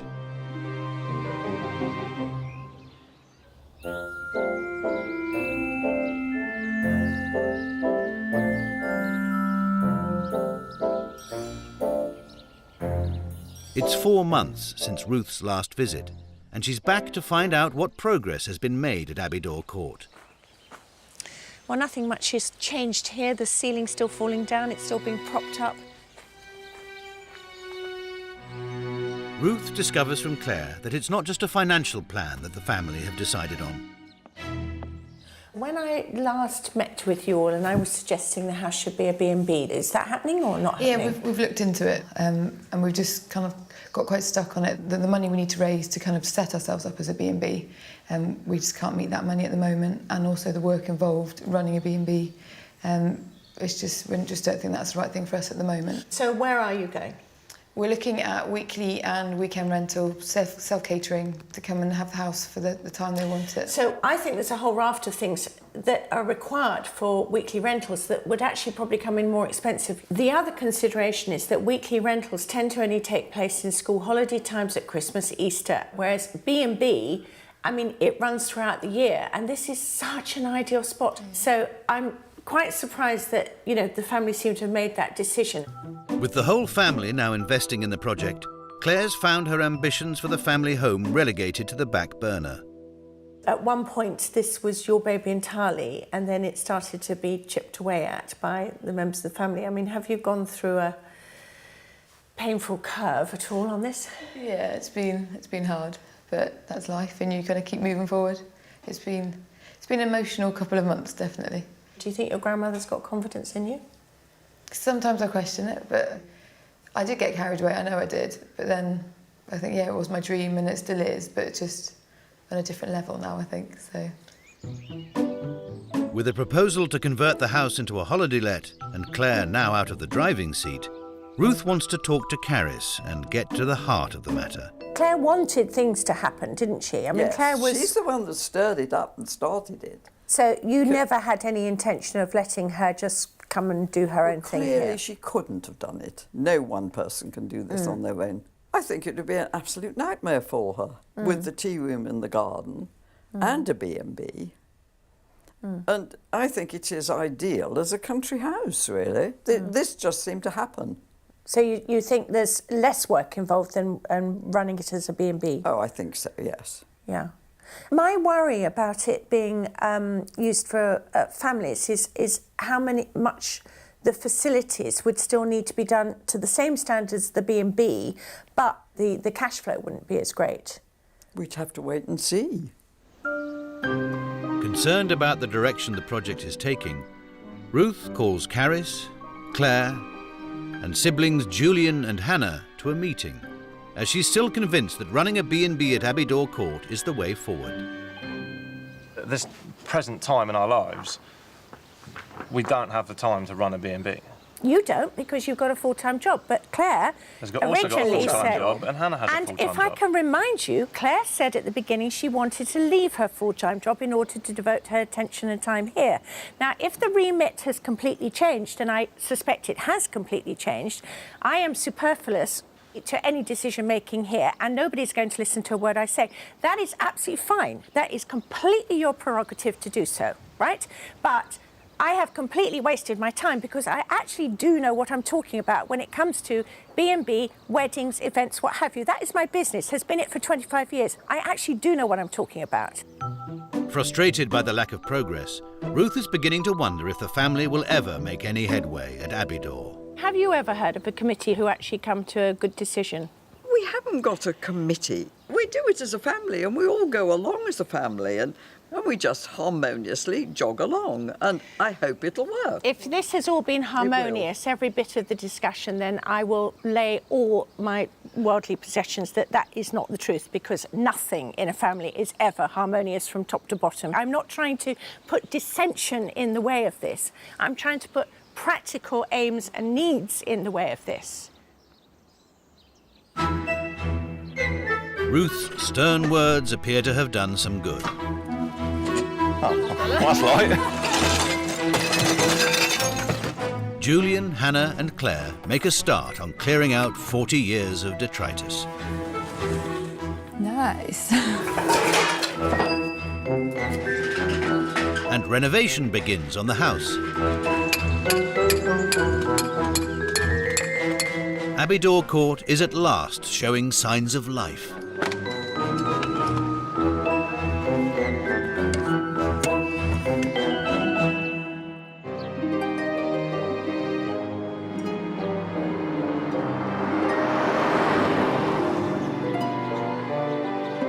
Four weeks later, and Ruth returns to Abidor, and to visible signs of progress. The scaffolding is up, and the renovation has begun, starting at the top. With such an ambitious project underway, Ruth is keen to check with Caris that every detail has been thought through. Do you know how much this roof is going to cost? I don't like to think about it. We will... 30,000? I don't know. I've no idea. Have they not quoted? Sort of. What do you mean, sort of, Caris? You must We're know. a bit vague on anything, because things are sort of in with things, you know. Who is running the project? Good question. Well, I don't know, really. I think we all are at the moment, a bit. Yeah. Can we go and have a look round upstairs? Yes. Yeah? Yes, you can see the scaffolding from inside, then. I'd like to see more than that. Once the roof is watertight, plans are in hand to renovate the entire house. But with the family savings tied up in the scheme, Ruth's keen that they ensure a healthy return on their investment. Hundreds and hundreds of books. Good. So what are you planning on spending on restoring the house? As little as possible. And how little would that be, Caris? I just don't know. Caris, I do not know. If you do not know those figures, I am Jack Spratt.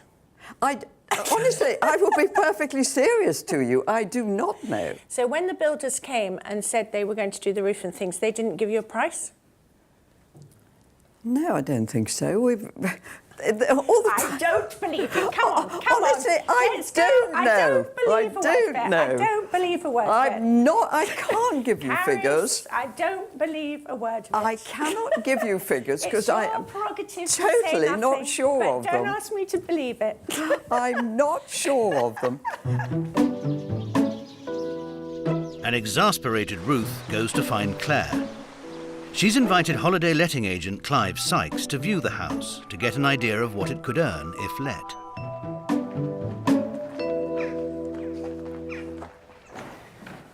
It's a marvellous room. Looks a bit better now. It's beautiful, isn't it? Amazing. Oak floors. From a holiday perspective, this room, the most important thing, there needs to be seating for everyone who is effectively sleeping in the property. So if the property is sleeping 16, then there needs to be 16 comfy seats. Just through there, we've got the dining room and the kitchen. If you want to go through, I'll show you the rest of it. Great. Okay. There's still a lot of work to do, but Abidor Court's potential is clear. How many weeks of the year can they be assured of renting out the property? I would be reasonably confident of doing, even in the first year, in excess of 30 weeks bookings. I mean, the season generally runs from Easter until the end of October. I would hang my head in shame if we didn't do gross rents of 30,000 in year one. If Abidor traded as a B&B, Ruth's worked out that even at 65% occupancy, profit would be around £30,000 a year, double that of the self-catering model. Resigned to the fact that she's fighting a losing battle, at least Ruth is safe in the knowledge that Abidor is being restored.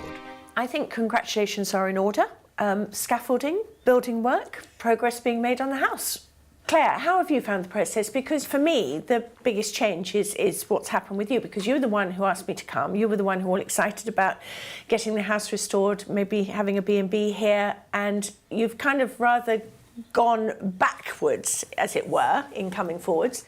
It's been a roller coaster. We've kind of gone up and down, and so yeah, we've got lots of ideas coming in, going, and now it feels really exciting because we're going somewhere. All I'm saying to you is that yes, you won't fail with doing holiday lets. I know you won't fail.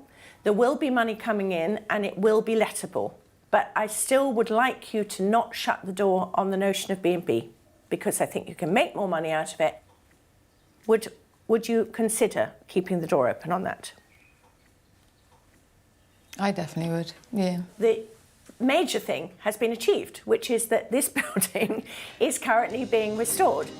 1 year on, is Abidor Court trading as a business? And is Caris the forceful figure she always was? I expect Ruth is bound to say, how much does it all cost? And I still haven't got an answer for her.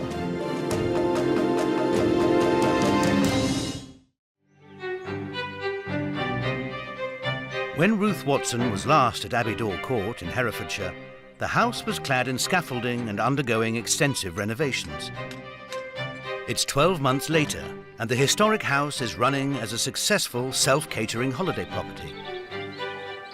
The family rejected Ruth's idea of turning the house into a B&B and followed their desires to let it out to paying guests for short-term rentals. Since opening in May, they've had 22 bookings and made a profit of £5,000, which they've reinvested into the business. Thank you very much. Okay, bye. Grandchildren Claire, Julian and Hannah take care of the day-to-day aspects of the new business. Claire oversees the bookings and the administration, while Julian is in charge of maintenance and Hannah the housekeeping. The house is now up and running. It's the home we all knew, but kind of the new, improved version. The whole place feels alive from the outside to the inside. It just looks amazing. It's how it was as I grew up, and I love that, I really do. The building work took 7 long months through the winter. The roof was taken off and replaced to ensure the building was watertight before each room was stripped back to its bones, replastered and decorated.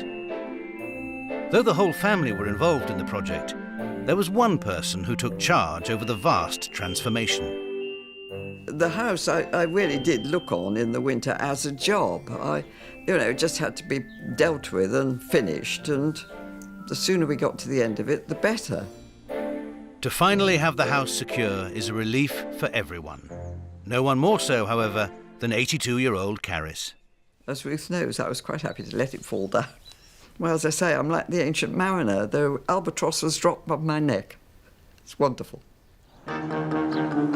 Ruth is back at Abidor for the weekend. Tomorrow she'll be reunited with Caris, but today she's meeting Claire and having a look around before this weekend's house guests arrive. It's going to be lovely to see Ruth. It'll be lovely to show her everything we've done that I think at some stages she never thought we'd get to. The first thing Ruth notices is the new porch. Look, what can I see? The porch is standing up on its own legs. It's amazing, isn't it? It's very different. And you've done a lot of work. New entrance. Yep, new entrance, so guests know where to come. So show me everything. The old hall wasn't welcoming, but now it's warm and inviting.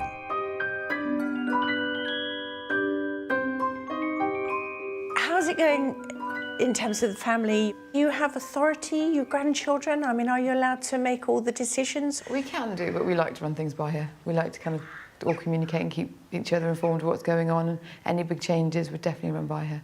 In my mind, it's always going to be her house, and it's always just one of those things, and we're all a team here, and we need to communicate, and we're all working together. What about your jobs? Because you're working full-time still. Yeah, still working in Hereford full-time. So how does that fit in with running the house?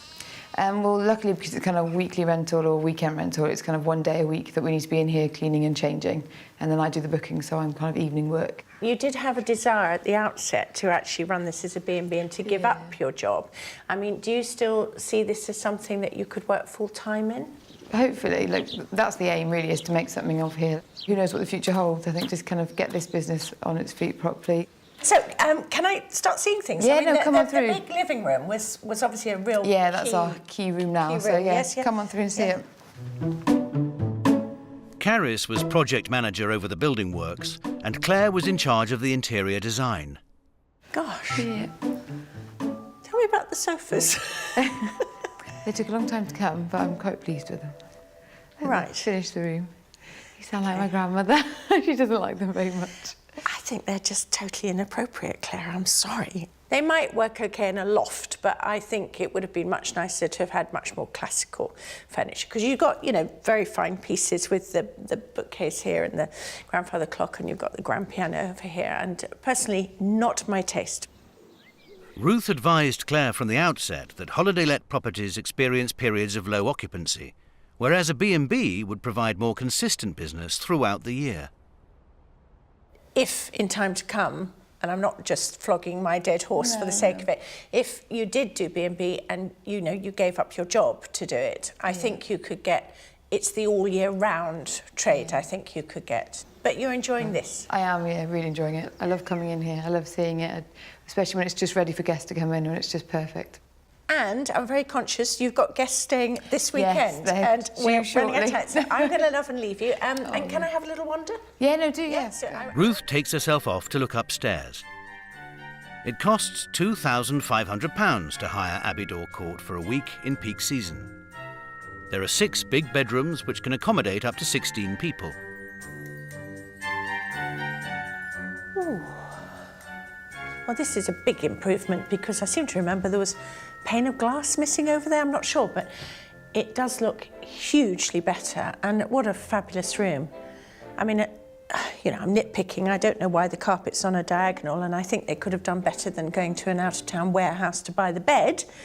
But it generally looks hugely improved. I mean, it looks like a house that is habitable. That's what we wanted.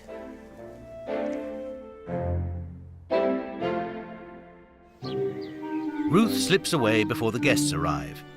Tomorrow she'll be back to see what they think of the house and to go head-to-head with Caris. I expect Ruth is bound to say, how much does it all cost? And I still haven't got an answer for her. I've got a bit of an answer. It's the next morning, and Abidor is full of life with 16 guests who are making the most of every room. Ruth knows that positive guest feedback is critical for the success of an emerging accommodation business, so she's keen to know how this group have got on. Hi, guys. Hello. Actually, all girls. Hello. All girls in the kitchen. I can't believe I've just walked through the house. And the corridors and the hallways and up and down the stairs. It's great. It's lovely hearing the sound of people enjoying themselves. It's very good. Have you done a house let before, the families? Not altogether. No, we've spoken about it, but this is the first time. But, yeah. And what about the price? Do you think it's fair or too cheap or too expensive? I think it's perfect. When there's 4 families here, then how much is it costing per family? I think we worked out to about £400 a family. For the weekend? Yes. Yeah. So everything's going well? Fantastic. Yes. It's a great place for, you know, groups of friends or groups of families like as we are. Clearly, the house is a success. So Ruth is off to find Caris. The beautiful gardens at Abidor are still open to the public and have been very popular over the summer season. Ruth finds Caris in her new headquarters, an old barn she had renovated at the same time as the main house, which has become the new entrance to the gardens. Look, this fantastic. Oh, well, my shed. It's your shed? My shed. It's your office, your sitting room, your planting room, your greenhouse. It's everything. It's brilliant. I love it. Shed. I love it. I have to say that I wish the interior design here had been translated into the house, because I don't like the sofas in the living room. Well, I was quite tactful about the sofas, but... Were you? Really? Yeah, Promise me? yes, I was, for me, quite tactful. I didn't say what I thought. So do you feel now the house is off your shoulders, it's not your responsibility anymore, that you can enjoy the garden more? I think I can enjoy the garden with a clear conscience, put it that way. I look at it out of the kitchen window and think you're nothing to do with me. Come and show me. The cost of renovating Abidor was split between the grandchildren and Caris. Claire and her siblings took out a business loan of £35,000 to finance the interiors, whilst Caris paid for the external building work. Previously, Ruth and Caris almost came to blows over finances, and with all the demonstrable changes at the house, Ruth wonders if there's been a change in Caris. Now, Caris, I think I can say with affection that you were implacable in your obduracy about telling me what this was going to cost and how much you were going to spend. Are you going to tell me how much? I will tell you a bit how much we spent, okay. yes. Tell me a bit how much. Do you want to know? Yes, I do. Well, the exterior, it cost us £57,000. Right. Which I don't think was too bad. No, very good. What's interesting for me is that the grandchildren still seem to feel that it's your house. Are they wrong to feel that way? Oh, totally. It's certainly not my house. I've barely been in it since it's been finished. No, I have no affinity with the house at all. I would like them to stand up to you more, not in an aggressive, confrontational way, but I kind of want to shake them and say, look, you know, your grandmother will probably respect you more if you just get on and do this. Maybe they're so used to me saying what's happening, everybody goes along with that. Yeah. I don't mind if anybody disagrees with me. It doesn't matter a bit. All that's left is for Ruth to bring the family together for one last time. So, it's over a year ago when I first met you. And Claire, how do you feel about all this? Because you were the instigator. I think I got very carried away with the kind of the romance of it all and that I can make it all work. But I have got a brother and sister, I've got my grandmother and my mum. I'm very lucky to be in the position I am. And it's perfect now that we can all do it together as a family. When we first met, my opinion was that you were certainly indomitable, but quite difficult, quite contradictory. I could be talking about myself, I know. But I think we've become quite good chums over this, and I certainly have developed a lot of respect for you. We were very grateful to you, because, I mean, if you hadn't sort of goaded us onto it, we probably, well, I might never have done it. I really have to say, you know, congratulations to everyone involved, because you have restored Abidor House. It's there, it's laughing again. I have to give Caris and her family full credit for restoring Abidor, but for all the changes that have been made to it, one thing hasn't, and that's that Caris is still the doyenne of this estate, and it's her, really, that has made this happen.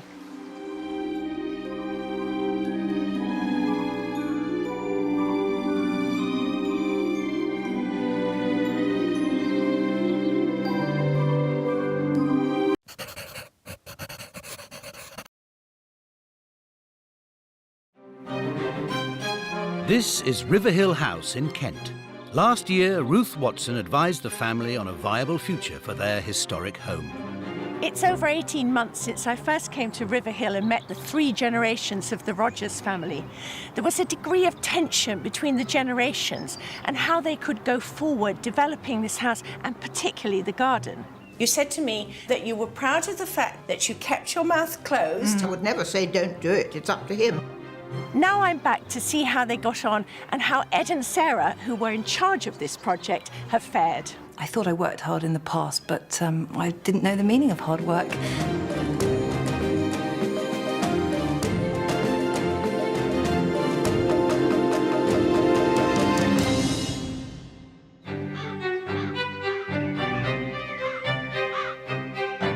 Riverhill House, near Sevenoaks in Kent, is a Grade 2 listed manor set in 130 acres of grounds.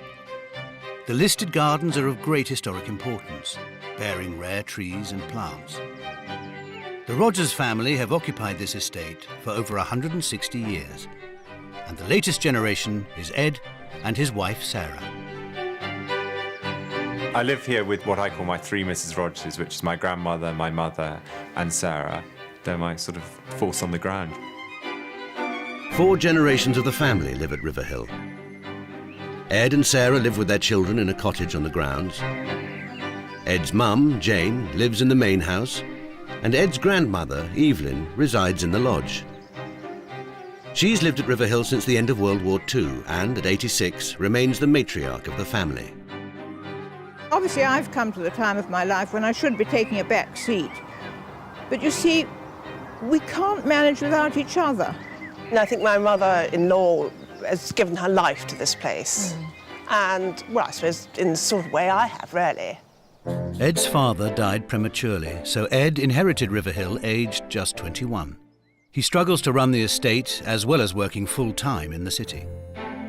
It came as quite a shock, really, to suddenly find that you were in the driving seat. Just finished university, and then suddenly you're worrying about blocked drains, leaking roofs. It's a lovely place to live, but it's not easy. Ed's the first Rogers to earn money for nearly 200 years, and it's terribly important, but he works desperately hard. He can't be everywhere at the same moment. The spring gardens are open to the public, but only on Sundays and bank holidays for just 3 months of the year. This brings in £5,000, but it costs £50,000 to keep the estate going. It's a constant worry for Ed, and selling up isn't an option. I'd like to certainly give it my best shot before one goes down that route. Can I just interrupt? That sounds so lame. Can you just give a bit of passion of why you like it?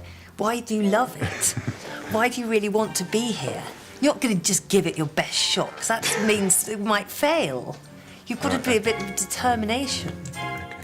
As the youngest Mrs. Rogers, Sarah is ambitious and recognises that Riverhill needs an overhaul if it's to survive.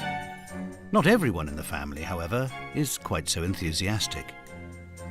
I think it might lose something of its flavour of a family home if it got too big. It'd be nice to get much bigger, but not that big.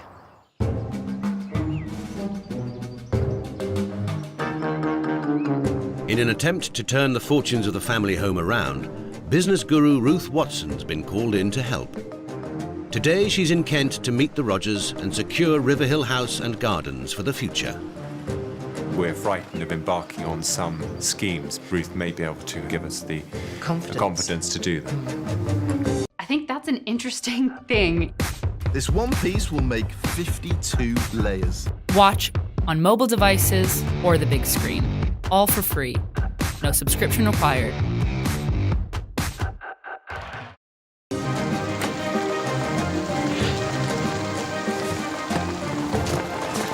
Hello, I'm Ed. Welcome to Riverhill. How do you do? Thank you for the very welcome umbrella. It's awful. Hello, Ruth. This is Sarah. Hello. How do you do? Do come in. Gosh, it's wet, isn't it? Once inside, Ruth is keen to find out more about the Rogers family. Oh, this is marvellous. And who lives here? My mother lives here. Your mother lives Yes, here, right. And then where do you live? Just down the track, through just the other side of the farm. And you have a grandma, I believe, as well? Yes, my grandmother lives in the lodge. So can I see some more of the house? Yes, absolutely. Of course. Come through to the drawing room.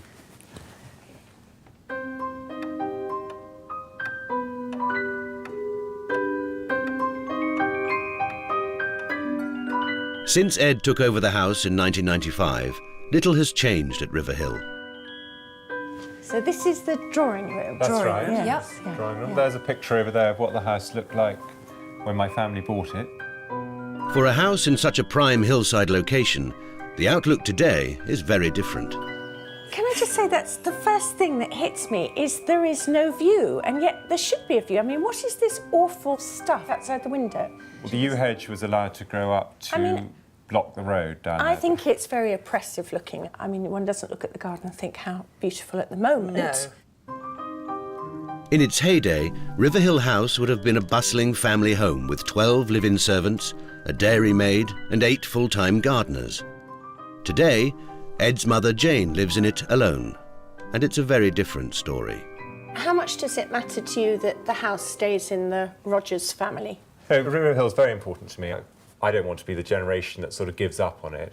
Do you come from a similar family? Not at all, no. Definitely not. So- And when I first met Ed, it seemed quite strange, the idea that you would stay in the same house. I've come to realise how lovely it is to have that thought that our children are part of this long line of Rogers. The hairstyle is even traditional now. Is it? And unchanged. Genetic. It's not genetic. It looks very 20s, I have to say, very Yeah. sort of 20s, 30s. Kind of. Timeless is what I... It's timeless. Timeless, OK, all right, OK. Family values are undoubtedly important to the Rogers, but Ruth wants to find out more. Having met one Mrs. Rogers, she's keen to meet the other two. This is my mother, Jane. Hello, Hello, how very do you nice to do? meet you. And my Very good to meet grandmother. you. Hello, Mrs. Rogers. Yes. Hello. Do sit down. Thank you. What sort of income is derived from the gardens at the moment? Practically nothing. The garden barely at the moment makes enough to cover the cost of actually doing it. We usually put sort of 1 foot forward and about 20 back. Do you have any income, Jane, that you either contribute or are you a tenant here? Do you pay rent? How does it work? I'm just a sort of housekeeper. No, I'm afraid I just don't have the money to put into it. Right. But I do try and look after it. As I suppose really it's been a challenge ever since, you know, I've lived here and with Johnny dying and for Ed to carry on. Further misfortune hit the Rogers family when Ed's uncle passed away 5 years ago. A bachelor who loved the gardens at Riverhill, he left a fund of £50,000 for the upkeep of the grounds. This inheritance could secure the future of the estate. The question is, how? I've got lots of ideas, but I'm not very brave, Ruth. Give me a couple of ideas that you've had. We've got some wonderful woodland, and I thought of perhaps having some sort of adventure trails for children, but not done But in with a- space for just 30 cars on site, Evelyn thinks that the family should concentrate on practicalities first. About it. One of our troubles is our parking is not brilliant here. We're frightened that if we have more than 30 cars, we can't park them, so we think, oh, well, don't bother doing it. The family have been here since 1840, and during this whole period of time, all they've had to do was sit around, have a lovely time, collect plants and have their portraits painted. The problem now is it's the 21st century. Whatever happens here is going to be something of a culture shock. If Riverhill House and its splendid gardens are to survive, radical changes need to be made. But will Ruth be able to spur the Rogers into action? It took Ed over 10 years to propose to me, so there's no rushing the Rogers. Riverhill House is the ancestral home of the Rogers family, who have lived here for nearly 2 centuries. The heavy responsibility of the crumbling pile and its historic gardens has fallen on Ed Rogers and his wife, Sarah. My family created everything around me here, so if I give it all up and hand it on to somebody else, I feel I've given away 160 years of history suddenly in one bosh. Overlooking the Weald of Kent, Riverhill House was purchased in 1840 by keen botanist John Rogers, who was a contemporary of Charles Darwin. He travelled as far afield as the Himalayas and brought back exotic plants, many of which today make up the splendid gardens at Riverhill. Though sadly, the house and its historic grounds are now falling into disrepair. The spring gardens only open for around 20 days a year, between March and June, attracting fewer than 1,000 visitors and little income. Ruth Watson's been called in to help turn the estate's fortunes around. Through there we have... Our woodland garden, which was created by my great-grandfather between the 2 wars. That's where most of the visitors go, is it? Yes, that's right. Yeah, that's On that wall. where the colour is. Yeah. Sarah used to be a primary school teacher and thinks the key to Riverhill's success could be creating a more child-friendly environment. Watch your feet, Ruth. Yes. Don't worry, this bit's not open to the public. So this is what you refer to as the rockery? That's right. It was created by my great-grandmother. In its heyday, this was absolutely magnificent. It had little paths and the water gushing down and sort of a fairy's grotto. Yes, it is. Very I wonder about grotto-like. sort of little children's parties and having maybe Clemmy's have a 3rd birthday party. I mean, in how the much fairy's would you grotto. like the garden to be really approachable by children? Oh, very much so, yes. I mean, that's the thing. I'm not really a horticulturist, but I see everything in the eyes of children. I think perhaps we want to retain the sort of wildness and lose the areas which are sort of derelict. Yeah. What a job for you, Ruth. Let's pick up this little wild one. Come on, Clem. Go on our journey. Little has altered at Riverhill since the gardens were established, and Sarah can see that the estate's survival depends on change. Ed's grandmother, Evelyn, is less keen and wants to see the garden's tranquility and historical links maintained. I've put out here a letter from Charles Darwin to the John Rogers of the day. They were both fellows of the Royal Society. The John Rogers who bought Riverhill was incredibly brainy, and I always say to people, if Darwin was writing to him, as you can see in the letter, asking him a question, referring to him, he must have been pretty brainy for Darwin to want to ask him something. Yes. What really bothers me about all of this is, does anyone other than you and the family know all this? Not really. Because, I mean, this is actually really quite worrying, because if you're the only person who has the knowledge of all these things... I'm very conscious of the winged chariot is getting nearer all the time, you know, and I would love to have more time to write, but one gets so bogged down with just day-to-day living, which is unfortunate, really.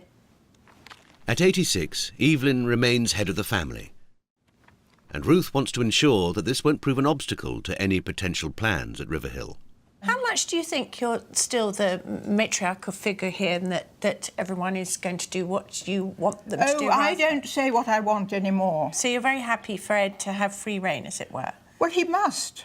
Whether I'm happy or not is another thing, but he must. When you hand it over, it's rather like when you first send your child away to school. Is it going to be looked after with loving care? Is it going to be understood? Because I do think these houses have got a soul, in a way. When the gardens are open to the public, Ed's mum, Jane, is in charge of catering. So that's your responsibility, opening that door every time? It is, because there's no one else who can open it. And do you have to man this tea room all the time? We don't make enough money, Right. you know, to pay someone to come here, really. Yeah. Like Evelyn and Sarah, Jane also married into the Rogers family, and Ruth's keen to find out more about how she fits in. Being in the middle of the generations with your mother-in-law still having a voice, I mean, does that make you feel that you can't do things? She does actually say what she likes or doesn't like. Yes, I got that impression. You know, but I feel that Ed and Sarah are sort of young enough, they're together, they've got more go, I think. And you think the house will be all right with Ed as the owner? I hope so, I really hope so. Being the newest Mrs. Rogers is something of a challenge for Sarah. How do you feel about being the third Mrs. Rogers? I mean, of the ones I've met, of course. Slightly daunted, I think. The main thing is not to try and copy, but to try and do one's own thing. You know, it took Ed over 10 years to propose to me, so there's no rushing the Rogers. Yeah. What prompted it in the end? Well, I just stamped my foot a bit, I suppose. Said, would you propose? I said, you know, it's now or never. So Ed likes to be quite sure. I'd rush headlong into a scheme and get my fingers burnt, but somehow I think perhaps a bit of a mixture of the two would be... I think you're probably right. I'm hoping will be good. Yeah. So I hope that was... With 3 Mrs. Rogers living on site, Ruth's got her work cut out if she's going to convince them all that change is inevitable. As the Garden of England, Kent is rich in profitable tourist attractions. With this in mind, Ruth makes a visit to Leeds Castle, where a popular feature is the world-famous maze, constructed from 2,400 yew trees. I'm trying to find Adrian Fisher, who's the world's leading maze designer. And he's done too good a job here because I can't find the centre and I've been walking for ages. Adrian! Hello? I can't find you! Oh, you'll have to go back the other way, actually. The other way, right. So, Adrian, if you say a maze is actually a puzzle, can we create a puzzle without it being such a formal maze? In a woodland garden? It could well be, yes. The whole landscape could be one enormous puzzle. The experience can be actually quite different, visit by visit. The maze is clearly a memorable experience for the thousands of tourists who visit Leeds Castle.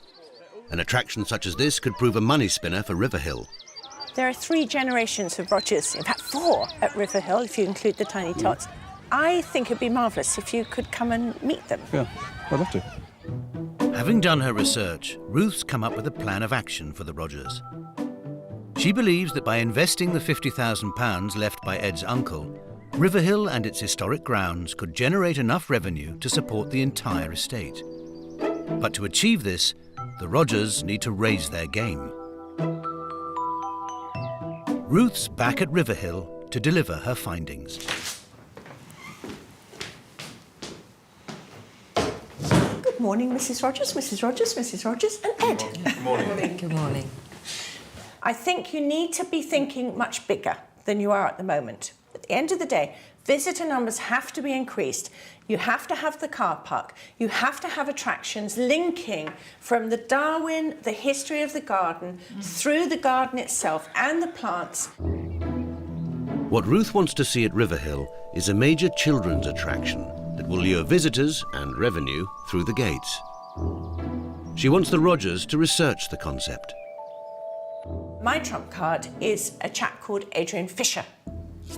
He is the world's leading designer of mazes. He works absolutely with the owners of the site to create things that are specifically good for here. It's all about puzzles in gardens which attract both adults and children. A feature such as a maze at Riverhill might create more income, but the idea is not sitting well with Mrs. Rogers. I think it would take away the family atmosphere of the garden. You said to me that you were proud of the fact that you kept your mouth closed. So I think this is a moment where you really have got to search your soul and say, will I willingly let Ed take on full responsibility? I would never say don't do it, it's up to him. Right. But I just wouldn't like it. OK. Ruth also wants to ensure that Riverhill's remarkable history is documented for future generations. One of the most important things, Mrs. Rogers Senior, is the fount of all knowledge here, and you know this. Whether it's the plants, whether it's the history of the family, all these things are incredibly precious, both to you as a family, but also to our heritage. And I think you should set aside perhaps an hour every weekend and just record you speaking about everything you know.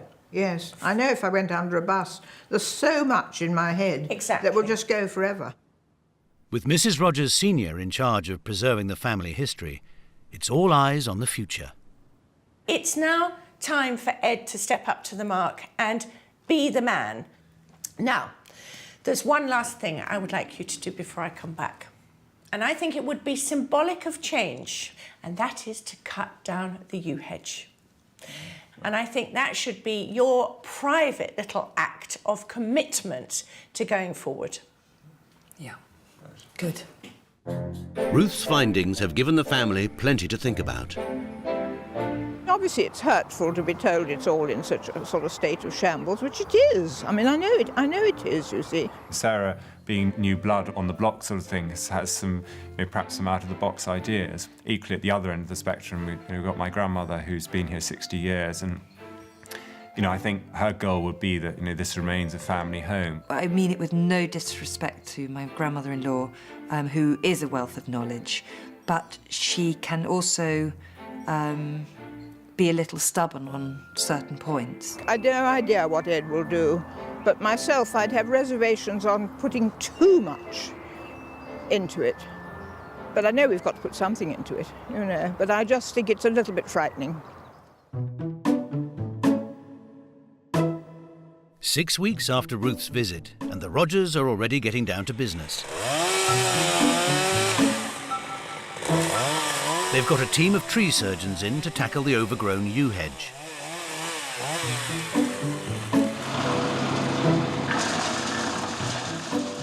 And they've wasted no time at all in calling in maze expert Adrian Fisher for advice. Well, this is our view we've got here from the top of the hill, one of the highest points in Kent other than the Downs. It's such a fantastic view. It'd be crazy not to include it in the... I think we've got to get people up here. People love coming to the top of the hills, don't they? And keeping to her side of the bargain, Ed's grandmother is recording the family's history for posterity, with a bit of help from granddaughter-in-law Sarah. And I thought perhaps we could talk about the trees. Yes. And then perhaps go up into the wood garden. I think so, because I think with these 3 trees... Well, hold on a minute. Let me just start off the camera a minute. OK.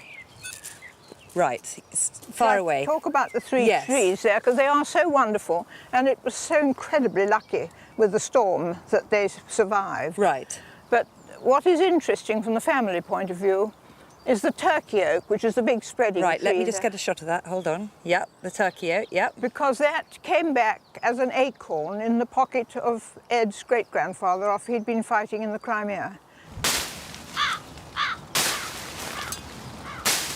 Ed and Sarah have grand designs for Riverhill's new business, and Ed's hard at work clearing the site. But Evelyn is anxious that with the ambitious new plans, the Riverhill she knows and loves isn't spoiled.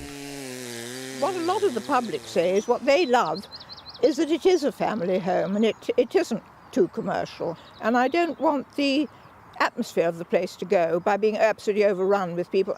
So I think you've just got to be jolly careful to keep the balance of that. But it's not only Evelyn who's overwhelmed by the speed of change.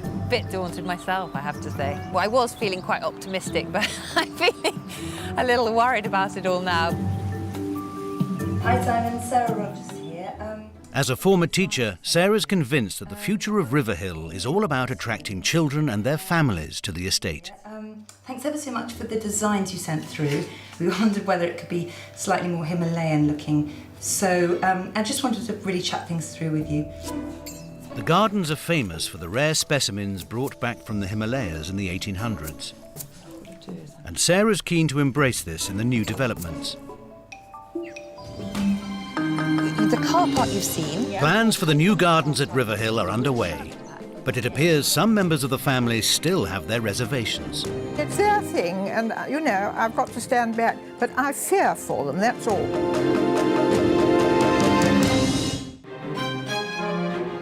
The historic gardens at Riverhill House in Kent are in the process of a major regeneration, with the help of Ruth Watson.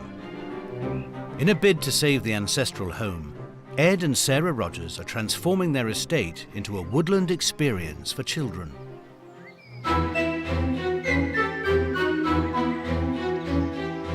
It's the end of the summer, and Ruth's back to see how plans are progressing.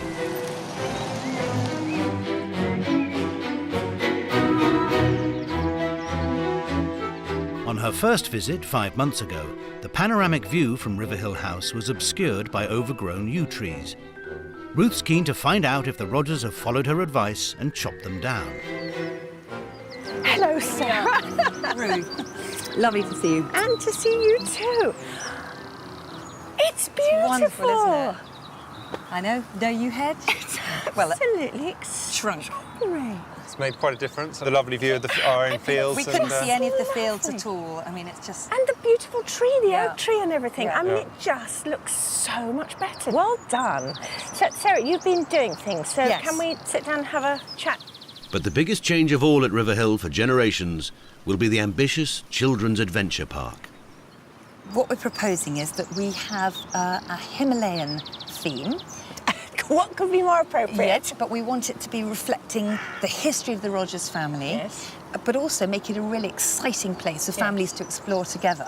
So these are just suggestions, really, of ideas which we might take to rebrand ourselves. Yes, and I think calling it Himalayan Gardens because there is nowhere like that. No. I mean, you are creating a unique brand. Perhaps if I can show you the map, the car park you've seen, people come from the car park to the area in front of the tea room. Yeah, that is the sort of retail trading area I there. wondered whether we could call that base camp. Yes, brilliant idea. And then they go up this hillside path, possibly with a Sherpa pack with for your children. Yes. Up to this area here, which is where we'd like a play area. So that's the Himalayan hideout. We have asked Adrian Fisher to create one of his wonderful mazes for us.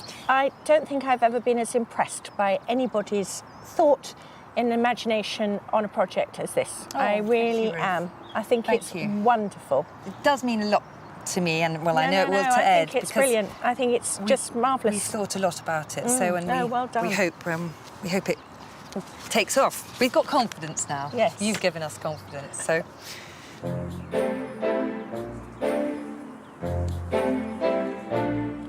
Since Ruth was last at Riverhill, Ed's grandmother, Evelyn, has been ill.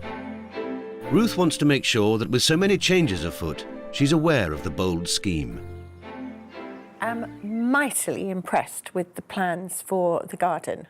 Have you had an opportunity to look and hear about what they're proposing to do? Not very much, just a little bit, but I'm thrilled to hear about opening up the woodland and that sort of thing. Does this imply you've been taking a back seat? Well, I haven't been in hospital and being at home. It's the first time I've come out for 5 weeks, you see, so obviously I've taken a back seat. But anyway, it's their due, you know. Yes, yeah. The notion of calling the tea room base camp because, again, of echoing the Himalayas, does that fill you with horror? Well, I mean, it's only Himalayan in the springtime. I mean, I'm all for it being open in the springtime. If it's going to be open in the middle of the summer, people won't know what you're talking about. It is essentially an English country house. Your knowledge of the house and the history of it, we talked about Sarah coming and recording. Yes, well, she started with the gardeners. Oh, and up in the woodland a bit too. And did you enjoy doing it? Oh, yes, I love talking. Love the sound of my own voice, yes. No. We all do. Yes, and I think that's one thing that I really am grateful to you for. You gave the spur that was necessary to get on with that. Good. The maze absolutely boggles me. I mean, I cannot see the point of the maze. I mean, it is a proven model, you know, it's not something where you're just taking a straw and saying, well, this works. To this place. But I think we do get back, Mrs. Rogers, if I may be so bold as to say, is that I think you do have to let them get on with it. It's their thing, and, you know, I've got to stand back, but I fear for them, that's all. I just don't want them to get themselves into a real tangle. Is this just that first bit there, Ruth? Sarah's keen to show Ruth the progress they've already made in preparation for the brand new River Hill experience. Just take off the top level there. But this, Ruth, was totally impassable. And this is all Ed's work? Well, yes, Ed, his brother, and, you know, some friends kindly come along to help. The first friends of River Hill, I think. Aerial walkways, climbing frames and tree houses are all part of the master plan. Ed's finalising the proposals with specialist playground designer Lyndon Davis. Yeah. Oh, hi! This is Lyndon from Hello, Plain and Simple. how do you do? Hi. We were just discussing the plans here for the Himalayan hideout. And these two big trees, they're here? That's what, yes, Lyndon's been working on them. They are, Ed, what are they? Sweet chestnut. I mean, this is, again, confirmation that John Rogers did some fantastically beautiful things because they are such fine and glorious trees. And here they are. I mean, when did anyone last get to see these, Sarah? I shouldn't think anyone has stood on this spot where we're standing now for 50, 80 years? Yeah, 50, 80 years, enjoying it anyway. Certainly these are lovely cedar trees here as well, which were planted, some of the original plantings in 1840, so it's good that people can enjoy them from this side as well as from the south side. Now, this looks really good fun, very good fun. Really enjoy doing it. We really enjoy unusual ones. Yes, no. It's not the first plan, is it, Linda? I bet it isn't. But Sarah and Ed are saving the best till last. The scene from their very own Mount Everest summit. This is our proposed viewpoint here. I mean, this is just staggering. Is it worth the climb? Just. I mean, look, but, you know, it is worth the climb. And this, I would say, is arguably the best view in Kent. And the maze is going to be here on just this over there, field so in you front. can Absolutely, look where that flat area is. Ruth's clearly impressed with what the Rogers have achieved, but she wants to see Ed and Sarah put their plans to the test. I think River Hill's going to become a very special place for people to want to come and visit. And I'm charging you with, on my next visit, to see some kids actually trying some of this out. And I think to see their little faces and have their Sherpa packs and use them for feedback and research. Yeah, get some children here and organise a day. Yeah, I think that'd be fun. Ed and Sarah have got just 3 weeks to rise to Ruth's challenge and get River Hill ready for its first guests.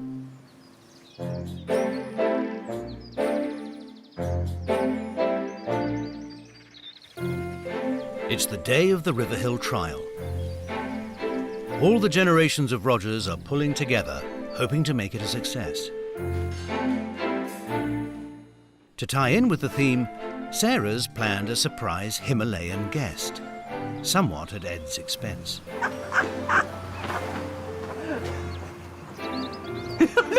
Look.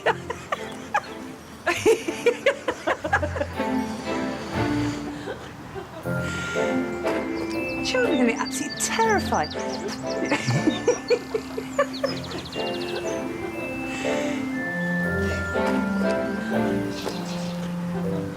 I think it's a health and safety thing that you can't do this very long, isn't there? You might be a little worried about your hair. Where will you keep your comb? Well, the thing is, my product does say that it just stays firm underneath helmets, so maybe it will under a Yeti hat.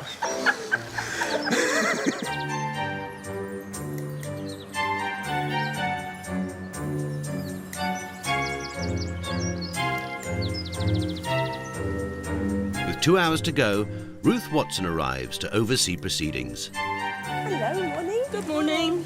Nice day. It's beautiful. Isn't it? Hello.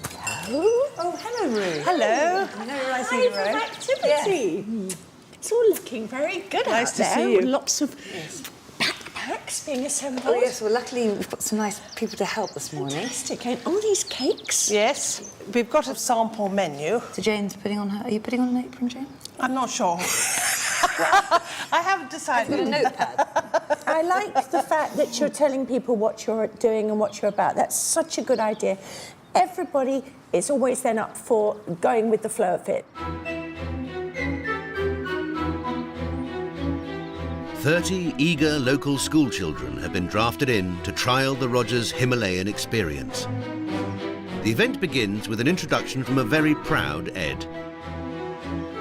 Welcome, boys and girls, to the Riverhill Himalayan Garden. We're so excited that you can join us here today. And Riverhill was bought in 1840 by my great-great-great-grandfather. He wanted the best plants, so he paid for people to go off and explore the Himalayas and South America. And maybe there has been a sighting of a strange beast in the woods here, so we do have to be very careful.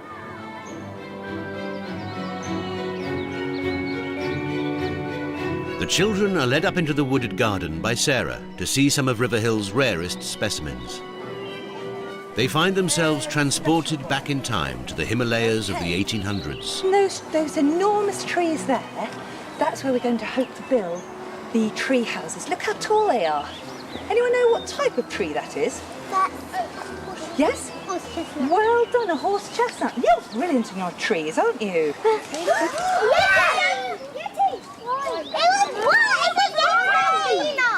Would you like to go and see if you can find that Yeti? Yes! Careful though, Kathy, you'll be attacked.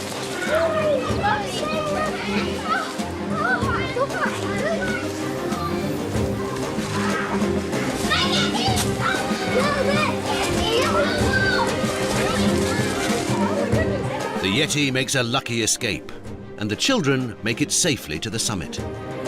Hoist the flag! Hoist the flag! Hip hip!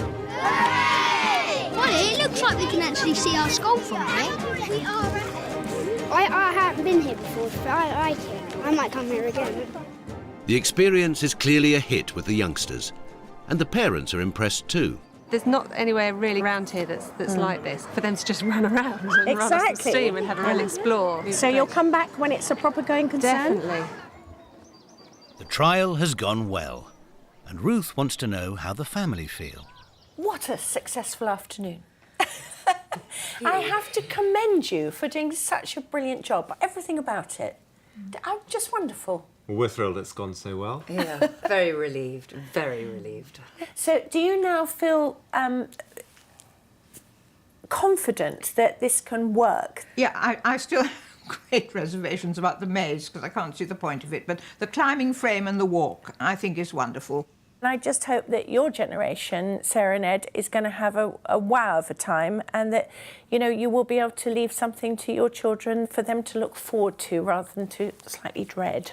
And most importantly, knowing that the house and the gardens are stabilised, they're going to carry on for future generations. Well, that's what I would like. Yes, that would be wonderful. 18 months later, and has the business at Riverhill got off to a successful start?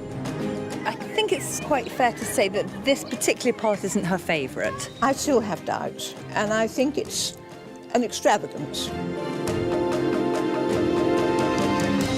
It's been 12 months since Ruth left the Rogers family at Riverhill House, as they were on the brink of an exciting adventure. Ed and Sarah's plans to create the Himalayan gardens have been realised. By investing the £50,000 from the fund left by Ed's uncle, as well as money from a local grant, the historic grounds have been transformed into a unique children's experience. The once poor visitor numbers have risen from just 1,000 in previous years to 12,000 in the first season, generating a turnover of £100,000. We had a lot of plans ahead of us.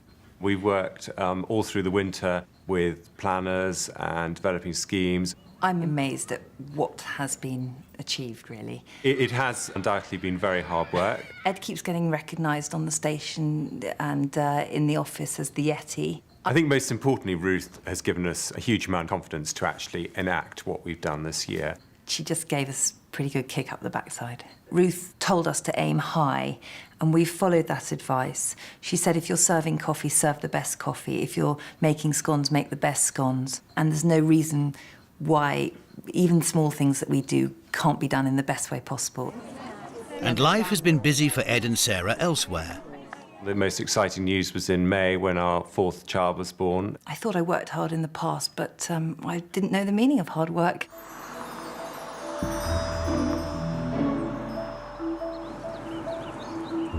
It's nearing the end of River Hill's opening season, and Ruth's come back to visit Ed and Sarah, keen to catch up on their developments.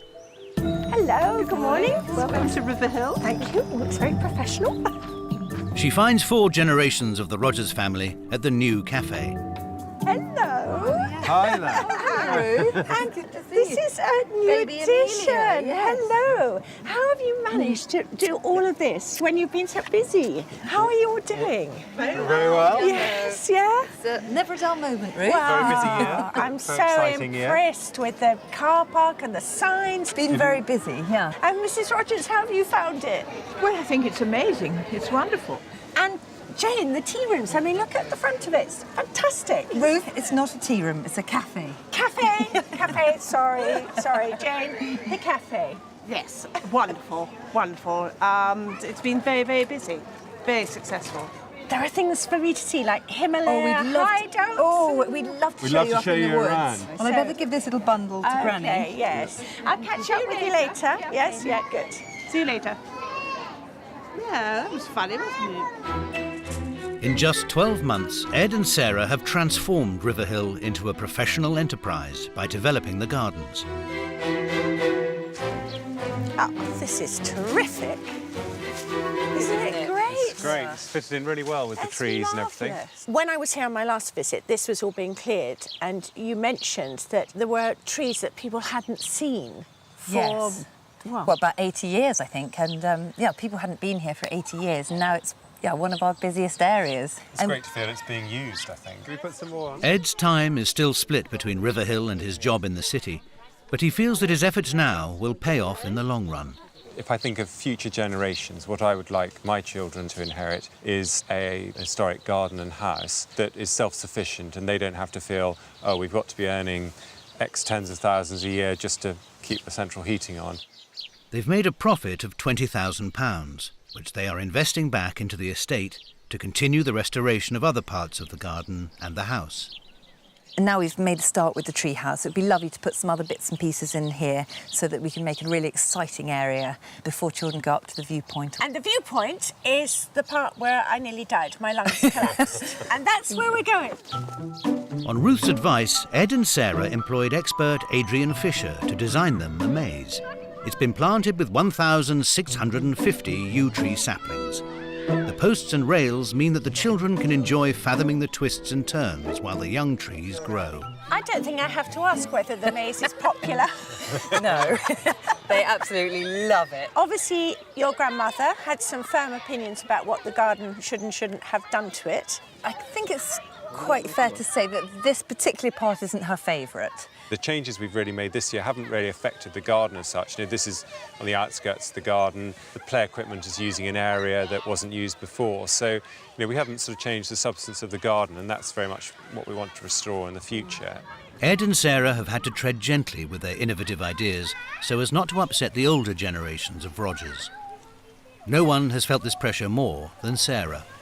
Sometimes I've had to suggest things which, my mother-in-law, my grandmother-in-law haven't thought was a good idea. You do have to take a bit of a deep breath, but I've got quite good at taking deep breaths. And you're very, very diplomatic, but has anyone actually ever apologised to you for perhaps getting you wrong in something you've said or wanted to do?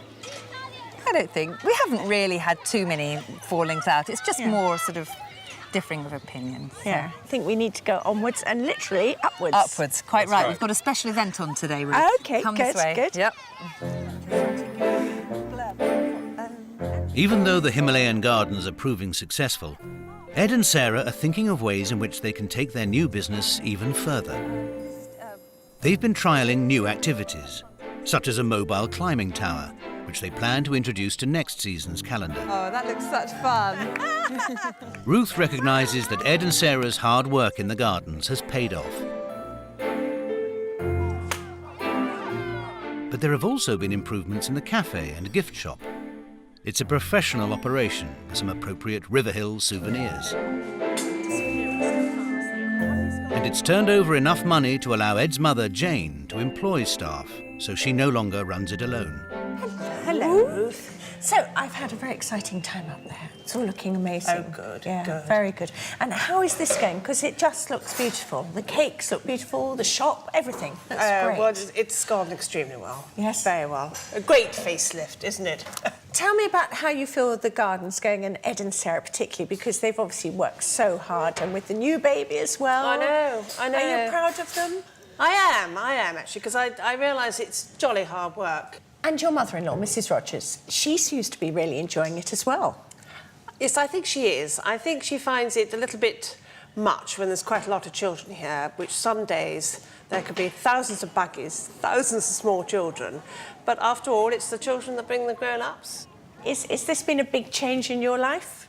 I think it has been a big jump from 3 months, 1 day a week, to 5 days a week for 6 months. But I think it's right. It's certainly right. And even people have suggested that we're open the whole week. I said, come on, give us a chance. The changes at Riverhill have been significant and will help secure its future as a family home. Before she meets with Mrs. Rogers, Ruth commends Ed and Sarah on their achievements. Ed, I seem to recall that at some stage I said you had to step up and be the man. Do you feel that you would have actually fulfilled this quite as quickly, as efficiently without your darling Sarah? No, I don't think I would have done at all. You know, I might have got there eventually, but I think she's definitely been the fighting force there. Do you feel that your role here has been validated by the success of Riverhill Himalayan Gardens? Yes. I feel that now I've contributed something to Riverhill, and therefore I've got the right to feel that this is my home now. For me, you are a fantastic team, and you deserve every plaudit going. I'm really proud of what you've achieved, and I just hope, I don't need to hope actually, I'm absolutely certain this will be a thrilling success. All that remains is for Ruth to see Mrs. Rogers, who was always unsure of expansion at Riverhill. I'm so impressed with what the family have achieved here. What I have to say is your experience gave Ed the courage to invest a lot into it. And I'm very grateful for that, because he wouldn't have dared do it without your encouragement. Have you personally been troubled by the fact that the numbers have gone from 1,000 to 10,000 visitors? Oh, no, of course I'm pleased. Of course I'm pleased with that, yes. I have to be very, very careful crossing the drive because there are so many cars coming down. Every time they come down, I think, well, that's money and we need it. That's such a super reaction. I'm very pleased you feel that way about it. You had grave doubts about the value of putting a maze in. How do you feel about that now? I still have doubts because they've given themselves a labour-intensive thing, which is going to be labour-intensive always. I just feel it's totally foreign to Riverhill, and I think it's an extravagance when there's so much that needs doing near the house. The inspired thing here has really been opening up that woodland, and I think it's been a terrific draw. The little boys, they all come down carrying a stick. Ed thinks it's marvellous. He wanted the undergrowth cleared. The little boys are doing it for him. Every little boy who goes up there comes down with a stick. Mrs. Rogers was concerned that Ed and Sarah's plans would change the family feel of Riverhill. Ruth wants to know if her worries have eased.